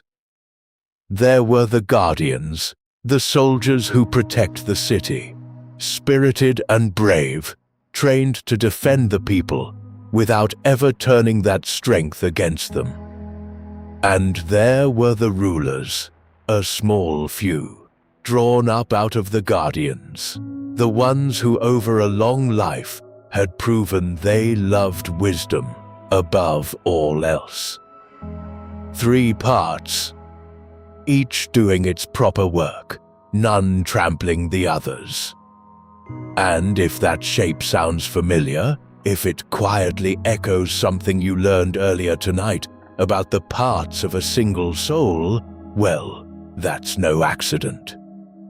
Plato thought a city and a person were built to the very same design. A just city was only a human soul, written large enough to read. But there was a trouble, and Plato knew it was the hardest part of the whole thing to sell. Why the philosopher? Why hand the highest power to the one person the world tends to dismiss? He answered it with an image I've never quite been able to shake. A picture of a ship at sea. Imagine a ship, he said, and its crew. The ship owner is bigger and stronger than any of them, but a little deaf, a little short-sighted, not quite sure of the way. And the sailors are all quarreling over the helm. Each one is certain that he should be the one to steer. Not one of them ever studied navigation. In fact, they'll tell you it can't even be taught, but that doesn't slow them down for a moment. They flatter the owner, they drug his wine, they shove each other aside, and whoever manages to seize the wheel calls himself the captain. And all the while, off to the side, there stands one man who actually learned the sky, who knows the seasons and the stars and the winds, the one man aboard who could truly bring the ship home. And what do the sailors call him? A useless stargazer, a dreamer with his head in the clouds, and they laugh him off the deck. That, Plato said, is exactly what a city tends to do. It hands the wheel to whoever shouts the loudest and flatters the best, and it mocks the one soul who ever bothered to learn the stars. We don't turn away from the wise because they've failed us. We turn away because we never learned to recognize what it is they know. And here Plato says something that turns the whole idea of power upside down. The only person you can safely trust with power, he argues, is the person who doesn't want it, who wants nothing from it at all.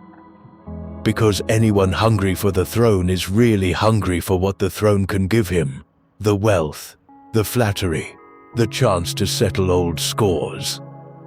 Give power to a man who loves power, and he'll use the whole city to feed himself. But give it to someone who loves truth more than comfort, more than money, more than the sound of being obeyed, and there's no appetite left for the city to corrupt. He'll govern the way a good doctor tends a patient. Not for his own sake, for the health of the one in his care. Plato took that so seriously that he did something almost startling. He designed the life of his rulers to have no rewards in it at all. No private wealth. They would own nothing of their own and hold everything in common. No private family, no house to fill, no fortune to hand down to a son. He stripped the crown of every prize a grasping man might come looking for, and he did it on purpose, so that the only person who would ever want the job was the one who took it as a duty instead of a prize. Power made deliberately plain and thankless, so that it would only ever fall to the hands that didn't need it. And in an age that barely counted women as citizens at all, Plato did one more thing his neighbors must have found astonishing. He opened that guardian class to women as full equals.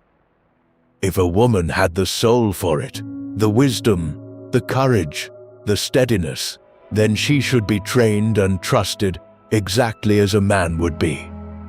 24 centuries ago, in a world that kept its women behind walls, he looked at the plain question of who is fit to be wise, and he answered, anyone who is. There's one last thread woven through all of this, and it's a quiet, aching one. The true philosopher, Plato says, does not actually want to rule. Left to himself, he'd far rather stay among his questions, up in the clear high air of the things that never change. To rule is to come down, back down into the noise and the shadows, back among people who don't want to be helped and won't thank you for the trouble. And so, the wise, in Plato's city, must be gently compelled to govern, persuaded, sent back down against their own longing, precisely because they're the only ones fit to go. If that rings a bell, if it sounds like a certain freed prisoner standing at last in the sunlight, who has to be sent back down into the dark to reach the ones still chained, then you're hearing exactly what Plato meant you to hear. It's the same motion twice. The one who has finally seen the light is bound, by that very seeing, to return. And notice, through all of it, how gently he says the boldest part. This is not a man banging a fist on a table. Socrates hesitates before that great third wave, like a swimmer eyeing water too big to ride. He knows just how it's going to sound. Impractical, naive, the sort of thing that makes worldly men roll their eyes. He very nearly apologizes for it. And then he says it anyway, because he believes it's true, and truth doesn't get any quieter, just because it's unwelcome. Plato had watched a whole city choose the comfortable lie over the difficult truth, and it had cost him his teacher. He wasn't about to soften the medicine now, just to make it go down easier. You can feel how alive this still is, can't you? Every few years, we do the very thing his listeners did.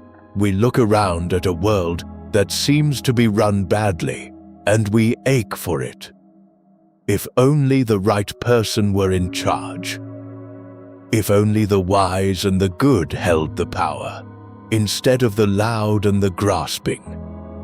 We're still waiting for the philosopher king, still hoping he'll appear somewhere out there and set it all right. Plato understood that hunger completely. He spent decades of his own life chasing it. But he also came to see something the waiting misses entirely. Now, when most people hear this idea, they picture it out there. A ruler in some distant palace who might, if we're very lucky, turn out to be wise. And they sigh because they know how rare that is, and they file the whole thing away as a beautiful impossibility. I'm glad. But I don't think that's the half of it Plato most wanted you to feel tonight. Because remember, the chariot, the charioteer, and the two horses we sat with a little while ago. You already know you are not one thing. Inside you, there's a whole inner city, its parts, each with its own voice, each one wanting to steer. A city that can be governed well or governed badly. So let me ask you the real question. The quiet one. Not who rules Athens or Rome or your own country. Who rules you? Who actually sits on the throne of your inner city? Is it reason, the calm part, that can see the whole road, that knows what you truly value, that holds the blueprint of the life you meant to live? Or has some other power crept up onto the throne while you weren't looking? Appetite, maybe, the hungry part, grabbing the reins, running the whole kingdom from craving to craving, one small hunger at a time, so that your days end up governed by what you want in the next 10 minutes, instead of what you want for your one life. That's a kind of tyranny too. A gentle one, a comfortable one, but a tyranny all the same. Appetite up on the throne, and the wiser part of you shut in a back room, allowed, now and then, to send up a note of complaint that you never quite read. Or the usurper is sneakier still. Sometimes it isn't appetite that sees the throne, it's the crowd. Other people's opinions. The endless murmur of what they'll think, what's expected, what everyone else seems to be doing, and having, and becoming. You'd be amazed how many of your own decisions were never really yours at all. They were the crowd's, wearing your face, casting their vote inside your head. A throne can be taken by a mob just as surely as a city can.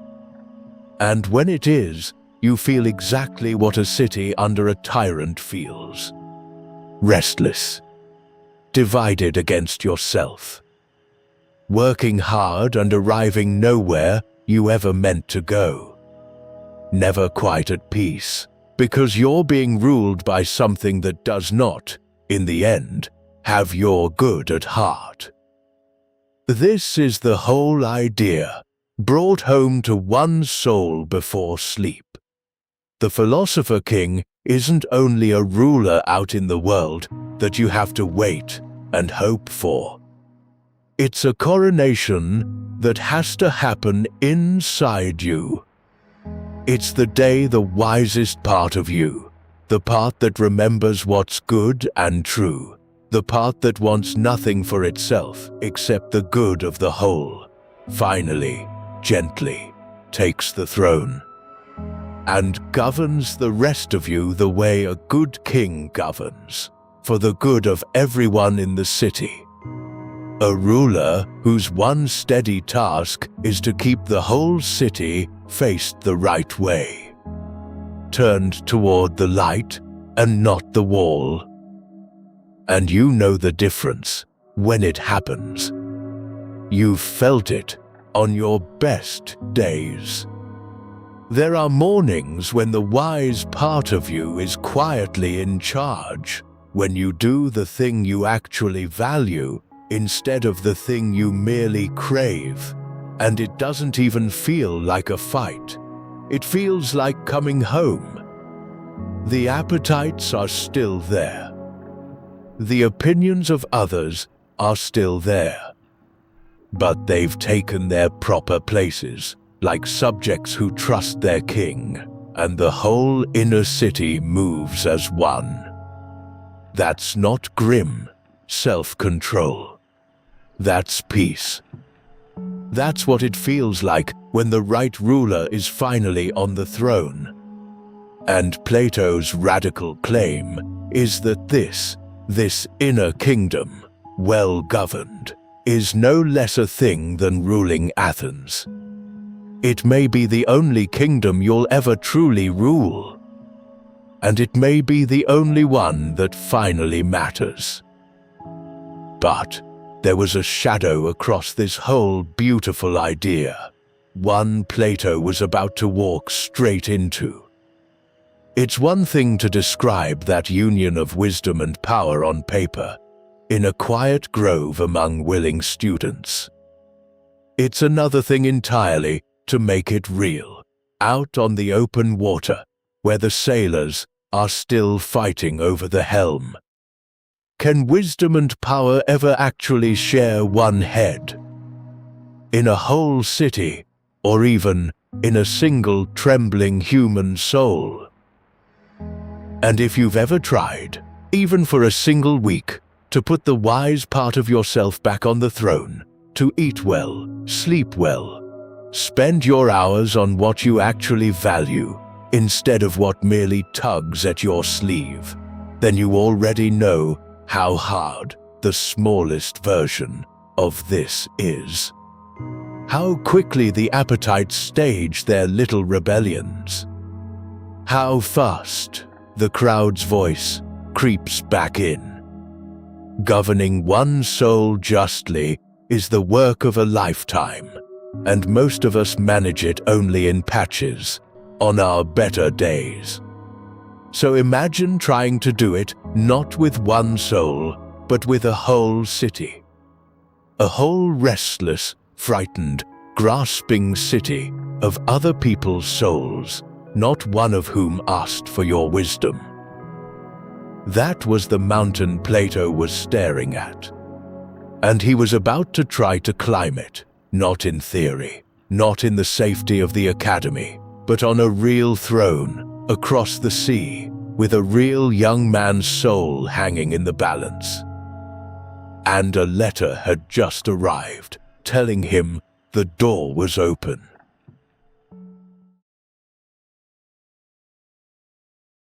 The letter came from Sicily, from Dion. You remember Dion, the young Syracusan, whose soul had woken up all those years ago when Plato first spoke to him of justice. Well, the years had turned, and something enormous had changed. The old tyrant, Dionysius, the elder, the paranoid one, with the moat around his bed, was dead. And his throne had passed to his son, a young man, under 30, untested, unformed, suddenly holding absolute power over the greatest city in the Greek West, Dionysius II. And Dion, watching this raw young ruler take the throne, thought, here it is. Here, at last, is the chance. The soft clay before it hardens. A new king young enough to still be shaped, powerful enough to change the world, and I have the one man alive who could shape him." So Dion wrote to Plato in Athens with the offer of a lifetime. Come to Syracuse and teach the young king. Together, we can do the thing you wrote about. We can make a philosopher king, not on paper, in the flesh. Now, Plato was no longer young himself. He was around 60. He'd built his academy. He had every reason to stay home among his olive trees and his willing students, and let Sicily be Sicily. And a part of him knew better. Our best window into what he was thinking is a long letter that has come down to us under his name. Though I should tell you honestly that scholars still argue over whether Plato wrote it himself or whether someone close to him did, later. Either way, it speaks with his voice, and in it, he admits he sailed with real misgivings. Half certain, even then, that it would come to nothing. But how could he refuse? This was the test of everything he'd ever taught. He had spent his whole life writing that wisdom and power must be joined, and now someone was holding out the chance to actually join them. If he stayed home, safe, and never even tried, then his great idea was only ever ink on a page, a thing he believed on paper but hadn't the nerve to test in the world. He'd have to live with that. He'd have to wonder, for the rest of his days, whether it might have worked. So the old man packed his misgivings alongside his hopes, and he sailed. Sometimes we take the voyage, not because we're sure of it, but because we couldn't bear the not knowing. And at first it looked like it might actually happen. He was welcomed like a treasure. They say the young king sent a royal chariot to carry him, that there were public sacrifices of thanksgiving just for his arrival, as though the city itself sensed something momentous had come. For a little while, philosophy was the fashion of the court. The young Dionysius wanted Plato near him. I wanted to be seen with him. Geometry, they say, became suddenly popular among the courtiers, the floors of the palace dusted with the diagrams of men eager to look wise for the king. And that word, look, is exactly where it all quietly went wrong. Because the young tyrant wanted the prestige of philosophy. He wanted to be known as the wise ruler, the king with the famous philosopher at his side, the man everyone called deep. He loved the idea of himself as Plato's pupil. What he did not want, what he could not stomach, was the actual becoming. The long, slow, humbling work of it. The years of hard questions that leave you knowing less than you thought you did. The discipline of the chariot, day after day, taking up the reins when you'd rather let the horses run. He wanted the destination without the road, the crown of wisdom without the climb. There's something almost tender in it, and almost funny if it weren't so sad. He wanted to be the kind of man philosophy describes. He just did not want to become him. He wanted to have studied, not to study. To arrive without traveling. To own the summit without the ache of the climb. And honestly, is that so foreign to any of us? We've all met the version of it in ourselves. Wanting to be fit without the training. Wanting to be wise without the reading, the failing, the long, unglamorous years. Wanting the calm without the practice, the depth without the discipline. It is one of the most human things there is, to fall in love with the picture of who we'd like to be, and quietly refuse the person we'd have to become to get there. Dionysius just had the misfortune of doing it, with a whole kingdom watching, and the wisest man alive standing in the room. Because here was the wall Plato kept running into, the same one from all those chapters ago. You cannot remember the blueprint of your own soul on someone else's behalf. You cannot make the painful turn toward the light for another person, not even a king, not even one you've crossed the sea and risked your life to reach. Plato could ask the questions. He could hold the lamp. He could not do the turning. No one can do the turning for anyone. The prisoner has to want to stand up and feel the ache in his own neck and take the first blinding step himself. And this prisoner, for all his power, simply did not want to stand. And around this shallow, flattered young man swirled a court full of people who did not want him deep at all. Deep kings are harder to manipulate.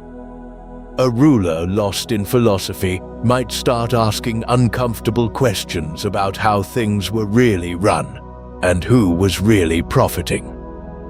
So the courtiers had every reason to keep him shallow, and every reason to fear Dion, whose whole influence pointed the other way. They watched Dion grow closer to the king's ear, and they felt their own power slipping, and they did what frightened men around a throne have always done. They whispered. The whispers said Dion was a traitor, plotting against the crown. There was talk of an intercepted letter, secret dealings with a foreign enemy, the kind of accusation that's almost impossible to disprove and almost irresistible to a young ruler who's already a little jealous of the man everyone respects more than him. And Dionysius, insecure, easily turned, believed it. All found it convenient to believe it. He exiled Dion, sent Plato's dearest friend, the one genuine soul in the whole affair, the entire reason the voyage had any hope at all, away into banishment. And just like that, the ground fell out from under everything Plato had come to build. And with Dion gone, Plato's own position soured. His protector vanished. He found himself lingering at a court that no longer quite trusted him, in a city growing tense, more a stranded guest than an honored teacher. The state chariot and the sacrifices were a distant memory now. He was tolerated, watched, and gently useless. Eventually, the young king let him go home. The great experiment was over. The philosopher king had turned out to be a young man who liked the sound of the words. Plato sailed back to Athens, older, warier, and without the friend he'd crossed the sea to help. And that's the part that sits heaviest, I think. He hadn't just failed to make a wise king. He'd watched his attempt to do good, get the one truly good man in Syracuse thrown out of his own home. Sometimes our best intentions don't simply fall flat, they knock something over on the way down.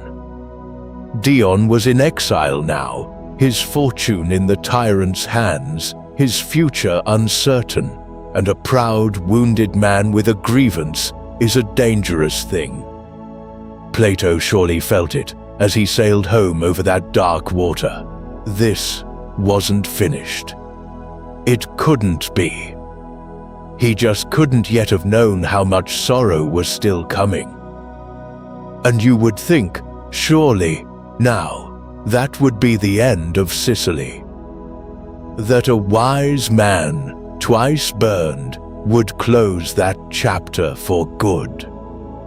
But the sea wasn't finished with him yet, because Plato would go back one more time. And that last voyage would very nearly be the one he didn't return from.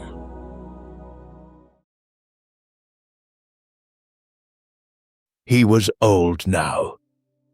Genuinely old, nearing 70, by most reckonings. The age when a man has earned the right to sit in his garden and let the world's troubles wash past him. And the summons came again. From Syracuse. From that same young king, Dionysius, who now, for reasons of pride as much as anything, wanting to be taken seriously as a thinker, perhaps wanting to prove he'd been right and Plato wrong, pressed the old philosopher to come back. There were hints, too, that returning might help mend things for the exiled Dion. And so, against everything his long life should have taught him, Plato went. One last time across that treacherous water. One last try.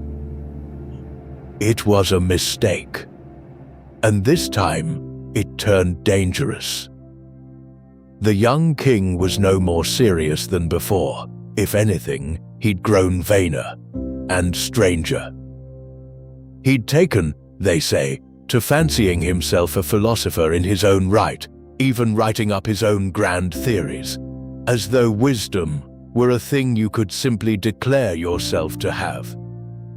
And his old jealousy of the absent Dion had curdled into something colder. He'd seized Dion's property. He wanted Plato's blessing and resented that he couldn't command it.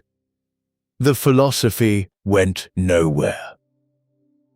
And slowly, the mood of the court turned, the way weather turns. You feel it before you can name it. Plato found himself not quite a guest anymore, and not quite free to go. Kept within the palace grounds.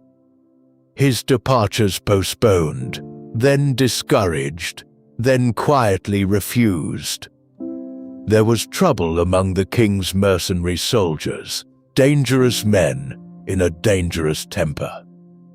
And an old philosopher was lodged right in the middle of it.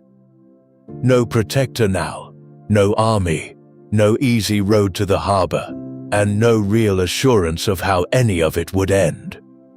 Picture him, nearing 70, far from home, lying awake in a borrowed room in a tyrant's palace, listening to the restless city outside, wondering if he'd made the last mistake of his life.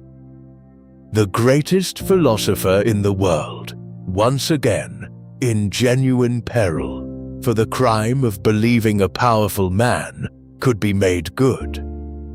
And here is where a thread we set down long ago is quietly picked back up. Do you remember, all those chapters ago, in the cities of the West, the one ruler Plato ever met, who truly was what he dreamed of? Archytas. The mathematician who governed Tarentum wisely and justly, and then handed the power back. The two of them had become friends for life that day, bound by that old sacred bond the Greeks called guest friendship, a promise to look out for one another across any distance, for as long as they both lived. Now, with Plato trapped and his life uncertain across the sea, that old promise came due. Word reached Archytas, up in Tarentum, that his friend was in trouble. And Archytas, the philosopher who actually held power and knew exactly how to use it well, moved. He sent envoys. He sent a ship. He brought the full weight of his real influence to bear on the young tyrant, and he got the old man out. Safely aboard, safely away from that palace, safely pointed home across the water at last. Let that settle for a moment, because it's one of the quiet miracles of this whole story, and it's easy to rush past. The one true philosopher King Plato ever knew rescued him from the false one. Think of the shape of that. For 50 years Plato had chased a dream, a ruler who was wise, a person in whom goodness and power were finally one. He had chased it onto a tyrant's throne twice and nearly died for it. And the whole time, the thing he was chasing already existed. Not where he kept looking. Not on the biggest throne. But in a quiet, decent friend in a smaller city who governed justly, asked for nothing, and, when it counted, simply did the good thing. The ideal was real. It just never looked the way the world tells you power is supposed to look. The dream couldn't save Syracuse, but it reached across the sea and saved Plato's life. Still, the story doesn't end warm. It ends the way real life so often does, with sorrow that even a rescue can't undo. Because Dion, the exiled friend, the one bright hope of the whole affair, couldn't let it go. Some years later, he gathered a small force and sailed back to Syracuse himself, and, for a time, he actually won. The city welcomed him. He took it. For one brief season, it must have looked as though the story might turn right after all, as though the good man might finally rule. But power in that place was a poison, and it turned even on him. His rule grew troubled, then bitter. And in the end, Dion was murdered, struck down by men he had trusted. One of them, a familiar face from Plato's own Athenian circle. The one prisoner Plato most believed could be led all the way into the light was killed for trying to lead others there too. I won't dress that up. It was a grief on top of a grief. First Socrates, taken by the many. Now Dion, taken by the few. The two people who most embodied Plato's hope at either end of his long life, both destroyed by the very world they tried to make better. And out of all that failure and loss, Plato drew a hard, quiet piece of wisdom, and I think it may be the most useful thing this whole chapter has to give you tonight.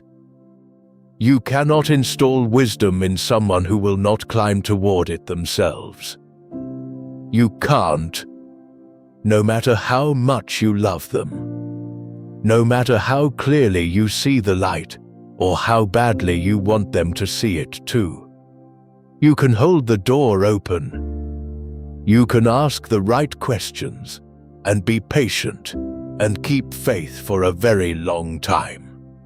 But you cannot make the turn for another soul. You cannot drag someone up out of their cave if every time you loosen the chain, they reach for it again. Dionysius did not want to become wise. And all of Plato's genius, all his love, all his years, could not want it for him. And hear how Plato held that. Because he could have grown bitter. He had every reason to harden into a cynic, to decide people were hopeless and the light was wasted on them. He didn't. He grieved deeply, but he kept teaching. He kept the door of the academy open. What he let go of was not hope.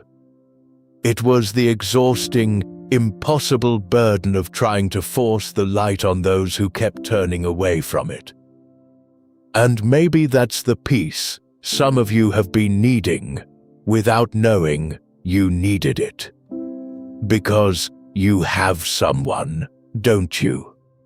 Someone you've been trying to save, to change, to wake up. A person, or a habit, or a whole system you keep throwing yourself against. And it's breaking you a little that you can't fix it. Plato would put a gentle hand on your shoulder and tell you what the sea taught him. Some heads will not turn, no matter how you love them. And it is not your failure when they don't. You are allowed to keep the light for yourself and for those who reach for it, and to lay down, softly, without hatred, the ones who won't. That isn't giving up on someone. It's giving up the crushing belief that their turning was ever yours to do. So Plato came home from Sicily for the last time. Chastened, grieving, done, at long last, with thrones and tyrants, and the dream of ruling cities into goodness. But not done teaching. Never that. He had one more lesson he wanted to leave the world, a warning, really, about what happens to a whole civilization when it forgets its soul and turns back to the wall. And he chose to deliver it not as an argument, but as a story. The strangest, most haunting story he ever told. One that people are still chasing, still arguing over, still searching the ocean floor for, to this very day.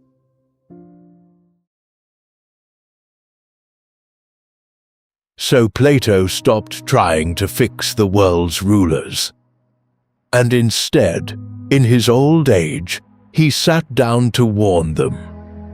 And what a story he chose to do it with.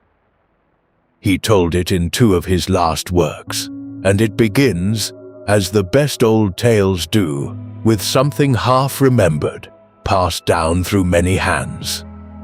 A wise Athenian of long ago, Solon, the great lawgiver, an ancestor on Plato's own mother's side, travels to Egypt in his old age. And there, in the temples, the ancient priests smile at him, the way the very old smile at the young, and they tell him a secret their records have kept for thousands of years. You Greeks, they say, are children. You've forgotten your own past. Let us tell you what really happened long before your grandfather's grandfathers. There was, they say, once a great power in the world. Long, long ago, 9,000 years before Solon ever set foot in Egypt, if you can even hold a number like that. Beyond the pillars of Heracles, beyond the strait we now call Gibraltar, past the edge of the known sea, out where the ocean opens into the trackless unknown, there lay an island. And on that island, an empire greater than any before or since. They called it Atlantis. And, oh, it was magnificent.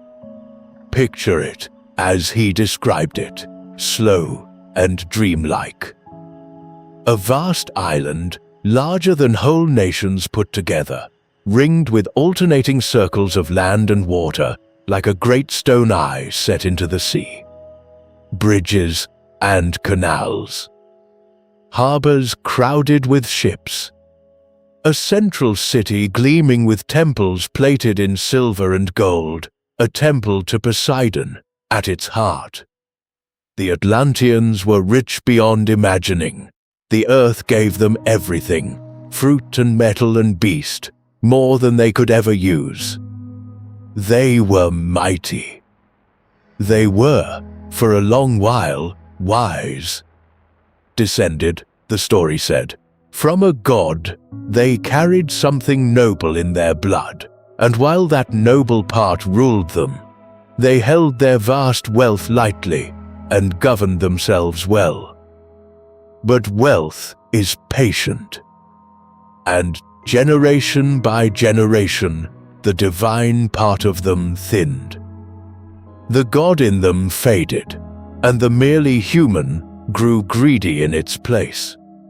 They began to want more, not because they needed it, they needed nothing, but simply because wanting had become who they were.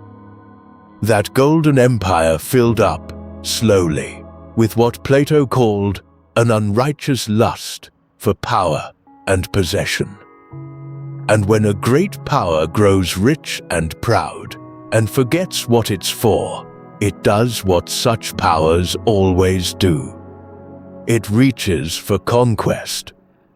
Atlantis set out to swallow the world. And it was stopped.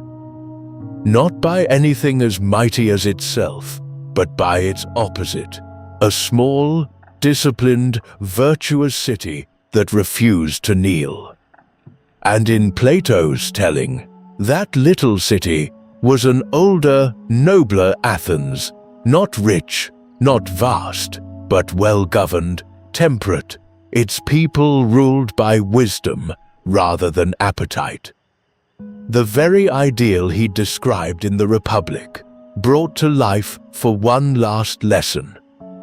The plain good city against the golden corrupt one. And the plain good city won. But the ending belongs to no army. Because then came the earthquakes and the floods. And in a single day and a single night, one turning of the sky, the whole shining empire of Atlantis slipped beneath the waves and was gone. All of it. The gold, the temples ringed in silver, the crowded harbors, the pride, swallowed whole, leaving behind only shoals of mud where a civilization had been, and then, over all of it, the wide, indifferent silence of the sea, as if it had never been there at all. It is a haunting story. And for 2,500 years, people have sailed out looking for it, charting the ocean floor, chasing the drowned towers, certain that somewhere down in the dark, the real Atlantis is waiting to be found. So let me tell you, gently, what the truth of it is. Because the truth is, in its own way, more important than any sunken city. Atlantis was never real. Plato made it up. There is no lost continent. This tale, these two dialogues, are the very first time the name Atlantis appears anywhere in all of human writing. Every treasure hunter, every legend, every map of the drowned kingdom since, all of it flows from this one old man's imagination and nowhere else. And the earliest doubt we have comes from close to home. His own student, Aristotle, the boy from the grove, who knew him for 20 years, is said to have remarked as much. Plato invented the island, the tradition reports, and then he sank it. The man who made Atlantis is the same man who drowned it, on purpose, for the sake of what the drowning could teach. Because Atlantis was never a place. It was a mirror. It was the cave, written across a whole civilization. Think back over everything we've climbed through tonight. A single soul can face the wall, its whole life, mistaking shadows for the world. A single soul can let the hungry horse seize the reins and run the whole inner city from appetite instead of wisdom, from craving instead of the good. That was the war inside one person. And Plato's last great insight in his old age was that a whole people can do the very same thing, that everything true of one divided soul is true, writ enormous, of a divided nation. A civilization can turn its back to the light and sit down contented before a wall of its own golden images. Its wealth, its power, its endless, restless, wanting more. It can mistake all that glittering for reality itself and forget entirely the deeper things it was once for. That's what happened to Atlantis. Not a flood out of nowhere, a rot from within that the flood only finished. The Atlanteans didn't lack for anything. That was the whole trouble. They had everything, and in having everything, they slowly forgot who they were, until the noble part of them had thinned to nothing, and only the appetite was left, ruling, hungry, reaching.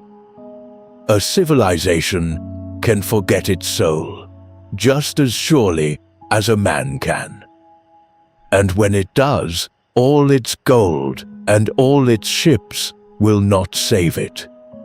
It goes down in a single night. And if some part of you, lying there, hears an echo of something nearer than ancient Greece, in that, a world very good at building bright walls of images for us to sit and stare at, very good at feeding the wanting and starving the soul, well, Plato would not be surprised that his old warning still fits. The wall changes its shape across the centuries. The turning away from the light does not, and think of when he chose to tell it. This was an old man, near the end, who had spent his whole life trying to make cities good, who had sailed 3 times to a tyrant's court and watched the dream break, who had seen his own dearest friend destroyed for the attempt. He had learned the hardest way there is that you cannot force a people to be wise any more than you can force a single soul. So he stopped trying to command them. And he did the only thing left to a wise man who can no longer rule, the thing storytellers have always done. He left a warning by the road, in the form of a tale, for whoever might come along later and have ears to hear it. That was the gift he chose to leave us. Not shouted, not argued, just told quietly as a story and set adrift across the centuries to find whoever needed it. Perhaps even someone, some quiet night, a very long way from Athens, listening in the dark. And it leaves a small, soft question hanging in the dark over your bed. If even a great and shining civilization, mighty, gilded, certain of itself, can lose its way and slip beneath the waves, then what is there in any of us that could not?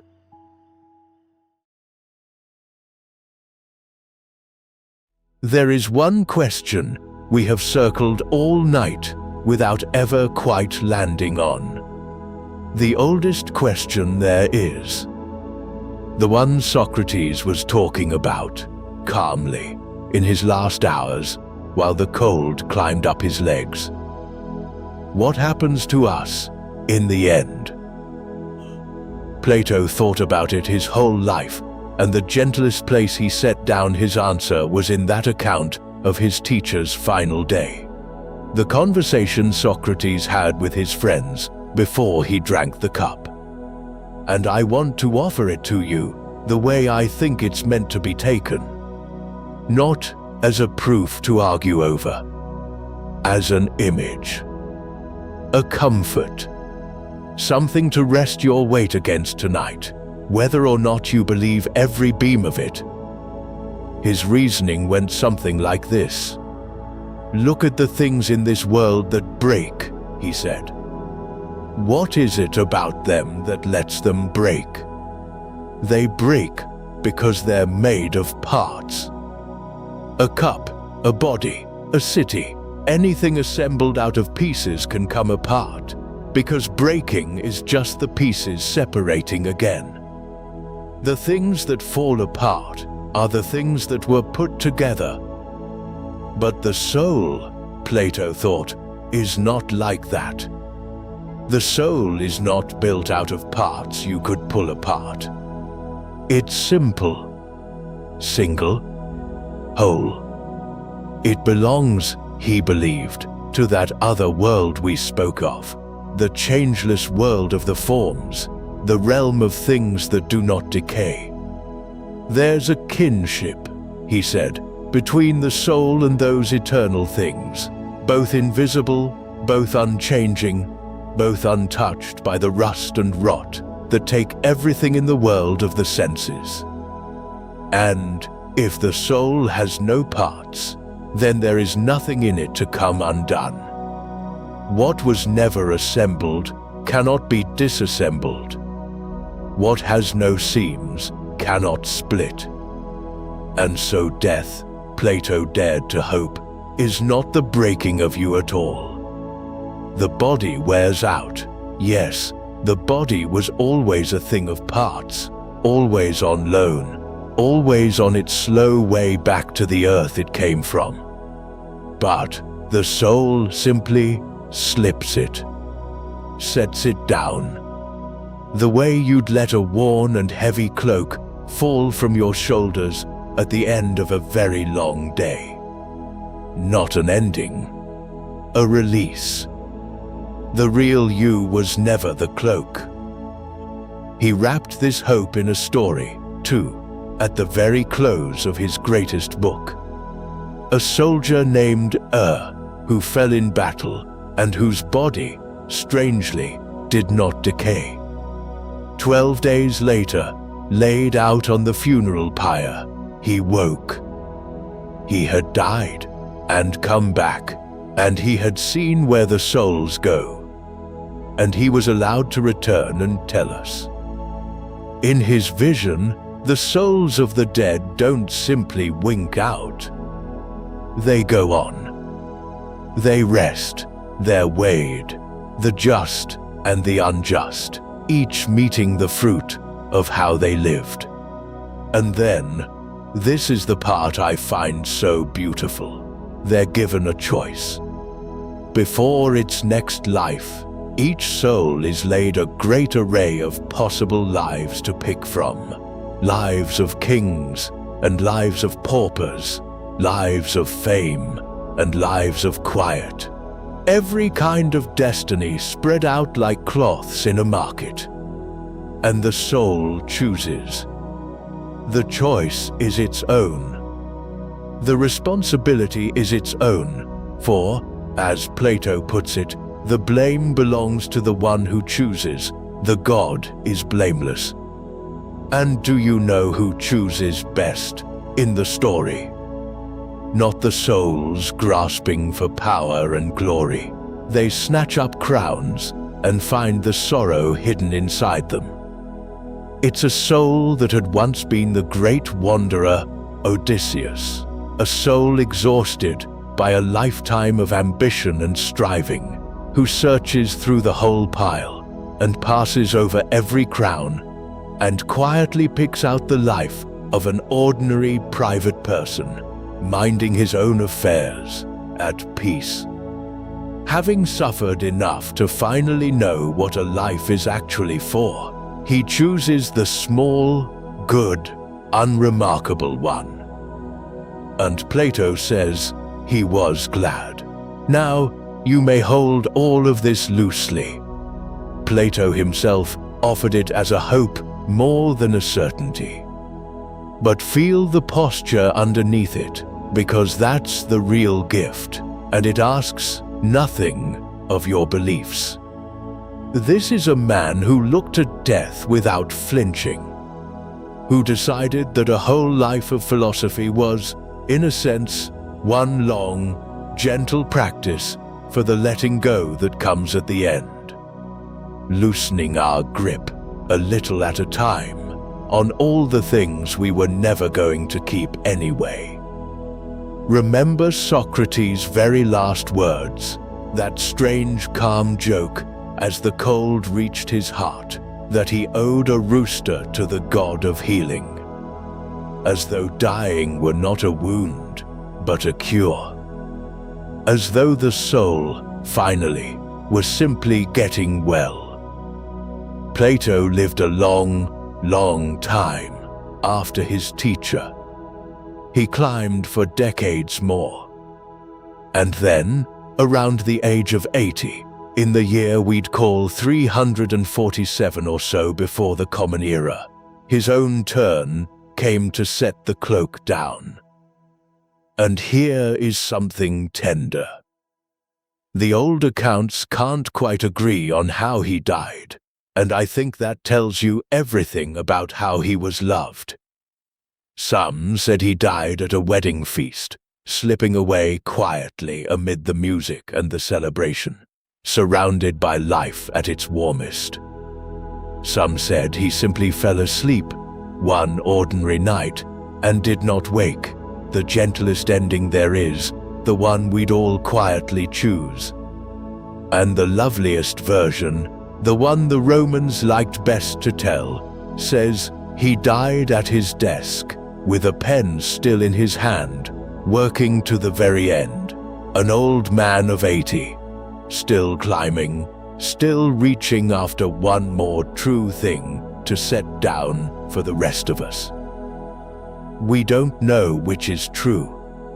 Maybe none of them exactly.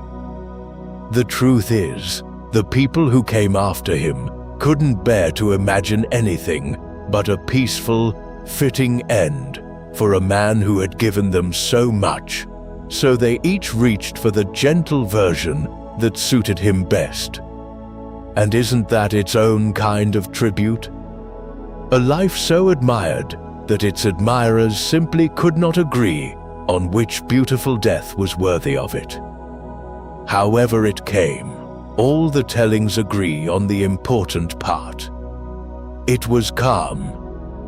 He met it the way his teacher had taught him to, without fear. The cloak, at last, set gently down. They buried him in the garden of his academy. Home, in the end, among the olive trees, where he'd spent his life turning heads toward the light. He didn't die a rich man. For all his fame, he'd never much cared to. His nephew, Speusippus, took up the school after him, and then another after that, and another. And that quiet grove outside the walls of Athens went on and on, through centuries. Through the rise of Rome, through emperors and wars, and the slow turning of the whole ancient world, the academy endured, in one form or another, for the better part of 900 years, until at last, long after everyone in this story was dust, a distant emperor finally closed its doors. Think of that.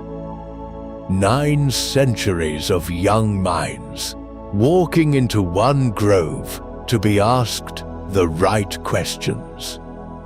All because a single grieving young man, 2,400 years ago, decided that the death of his teacher would not be allowed to become the end of the questions. That the light Socrates had turned toward would not go out with him. Plato made sure of it. He kept the fire lit and handed it on, and it has never once gone out since. There's a line a philosopher wrote many centuries later, that people love to quote. He said that all of European philosophy is really just a series of footnotes to Plato. It sounds like an exaggeration until you sit with it. Everything that came after, every argument about what's real and what only seems real, about justice, about the soul, about how we ought to live, right down to the quiet words you and I have been sharing tonight, is, in some sense, still a conversation with this one man. Still answering him. Still turning over the questions he first wrote down in a grove full of olive trees. 24 centuries later, we are all still climbing the ladder he set against the wall of the cave. Not bad for a boy they once called Broad. For a would-be poet who burned his verses. For a young man who watched his city kill the wisest person he knew and chose, out of all the roads grief could have taken him down, to spend the next 60 years quietly building a way out of the dark, not just for himself, but for anyone in any century who ever lay awake and felt that something was off and wondered if there might be more. He spent 80 years climbing out of the cave that killed his teacher, rung by rung, shadow by shadow. Toward a light, he became more and more certain his soul had known all along. And you, tonight, quietly, in the dark, without even meaning to, you've been climbing too. So let me give the image back to you now, one last time, and then let you rest.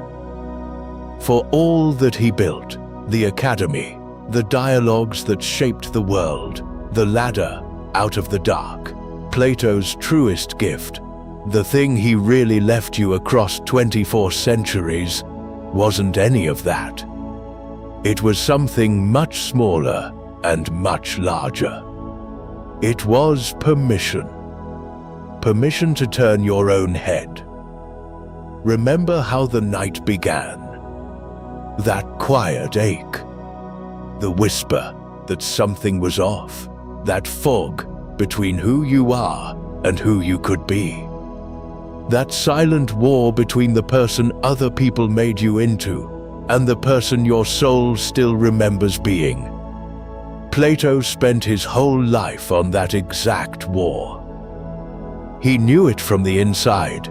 The boy handed a throne he never asked for, poured into shape after shape, told over and over what he was for. And what he learned, across all those years of climbing, is the thing he'd most want to lay beside you tonight, like a blanket drawn up over your shoulders. The war can begin to end, and it ends more gently than you ever feared. Not by adding one single thing to you. Not by becoming more, or getting more, or finally earning your way to some better self out ahead of you in the distance. Only by turning. By loosening your gaze, just a little, from the wall of shadows you were handed so long ago, and letting your head turn, softly, on its own, toward the light that has been behind you the whole time. The light your soul, Plato believed, with everything he had, already knows, already remembers, has been quietly waiting for you to face again. You don't have to do it tonight. You don't have to do anything tonight but rest. The turning keeps. It'll wait for you, patient, as it's always been. But I'll leave you with one soft question. Not to answer, just to carry down into the dark with you, like a small warm stone in the hand. How much of what you call yourself your worries, your shoulds, your sense of what your life is even for. How much of it did you actually choose? And how much was simply handed to you long ago while you sat facing the wall and told that the shadows were the world? And if that's true, then what might still be behind you? Waiting, patient, all this time. Not something you have to build or earn or hurry toward. Something already there, the original blueprint, the light your soul remembers, resting quietly at your back for the moment you finally, gently turn. You don't have to look yet. There's no hurry, not tonight. Just know it's there. It always was. Toward the light. Always, always toward the light. Sleep well, nightlings. You've climbed a long way tonight, since you made it this far. Sleep now, nightlings, and wake up, as always, a little stronger and a little wiser. The story is done, but yours continues.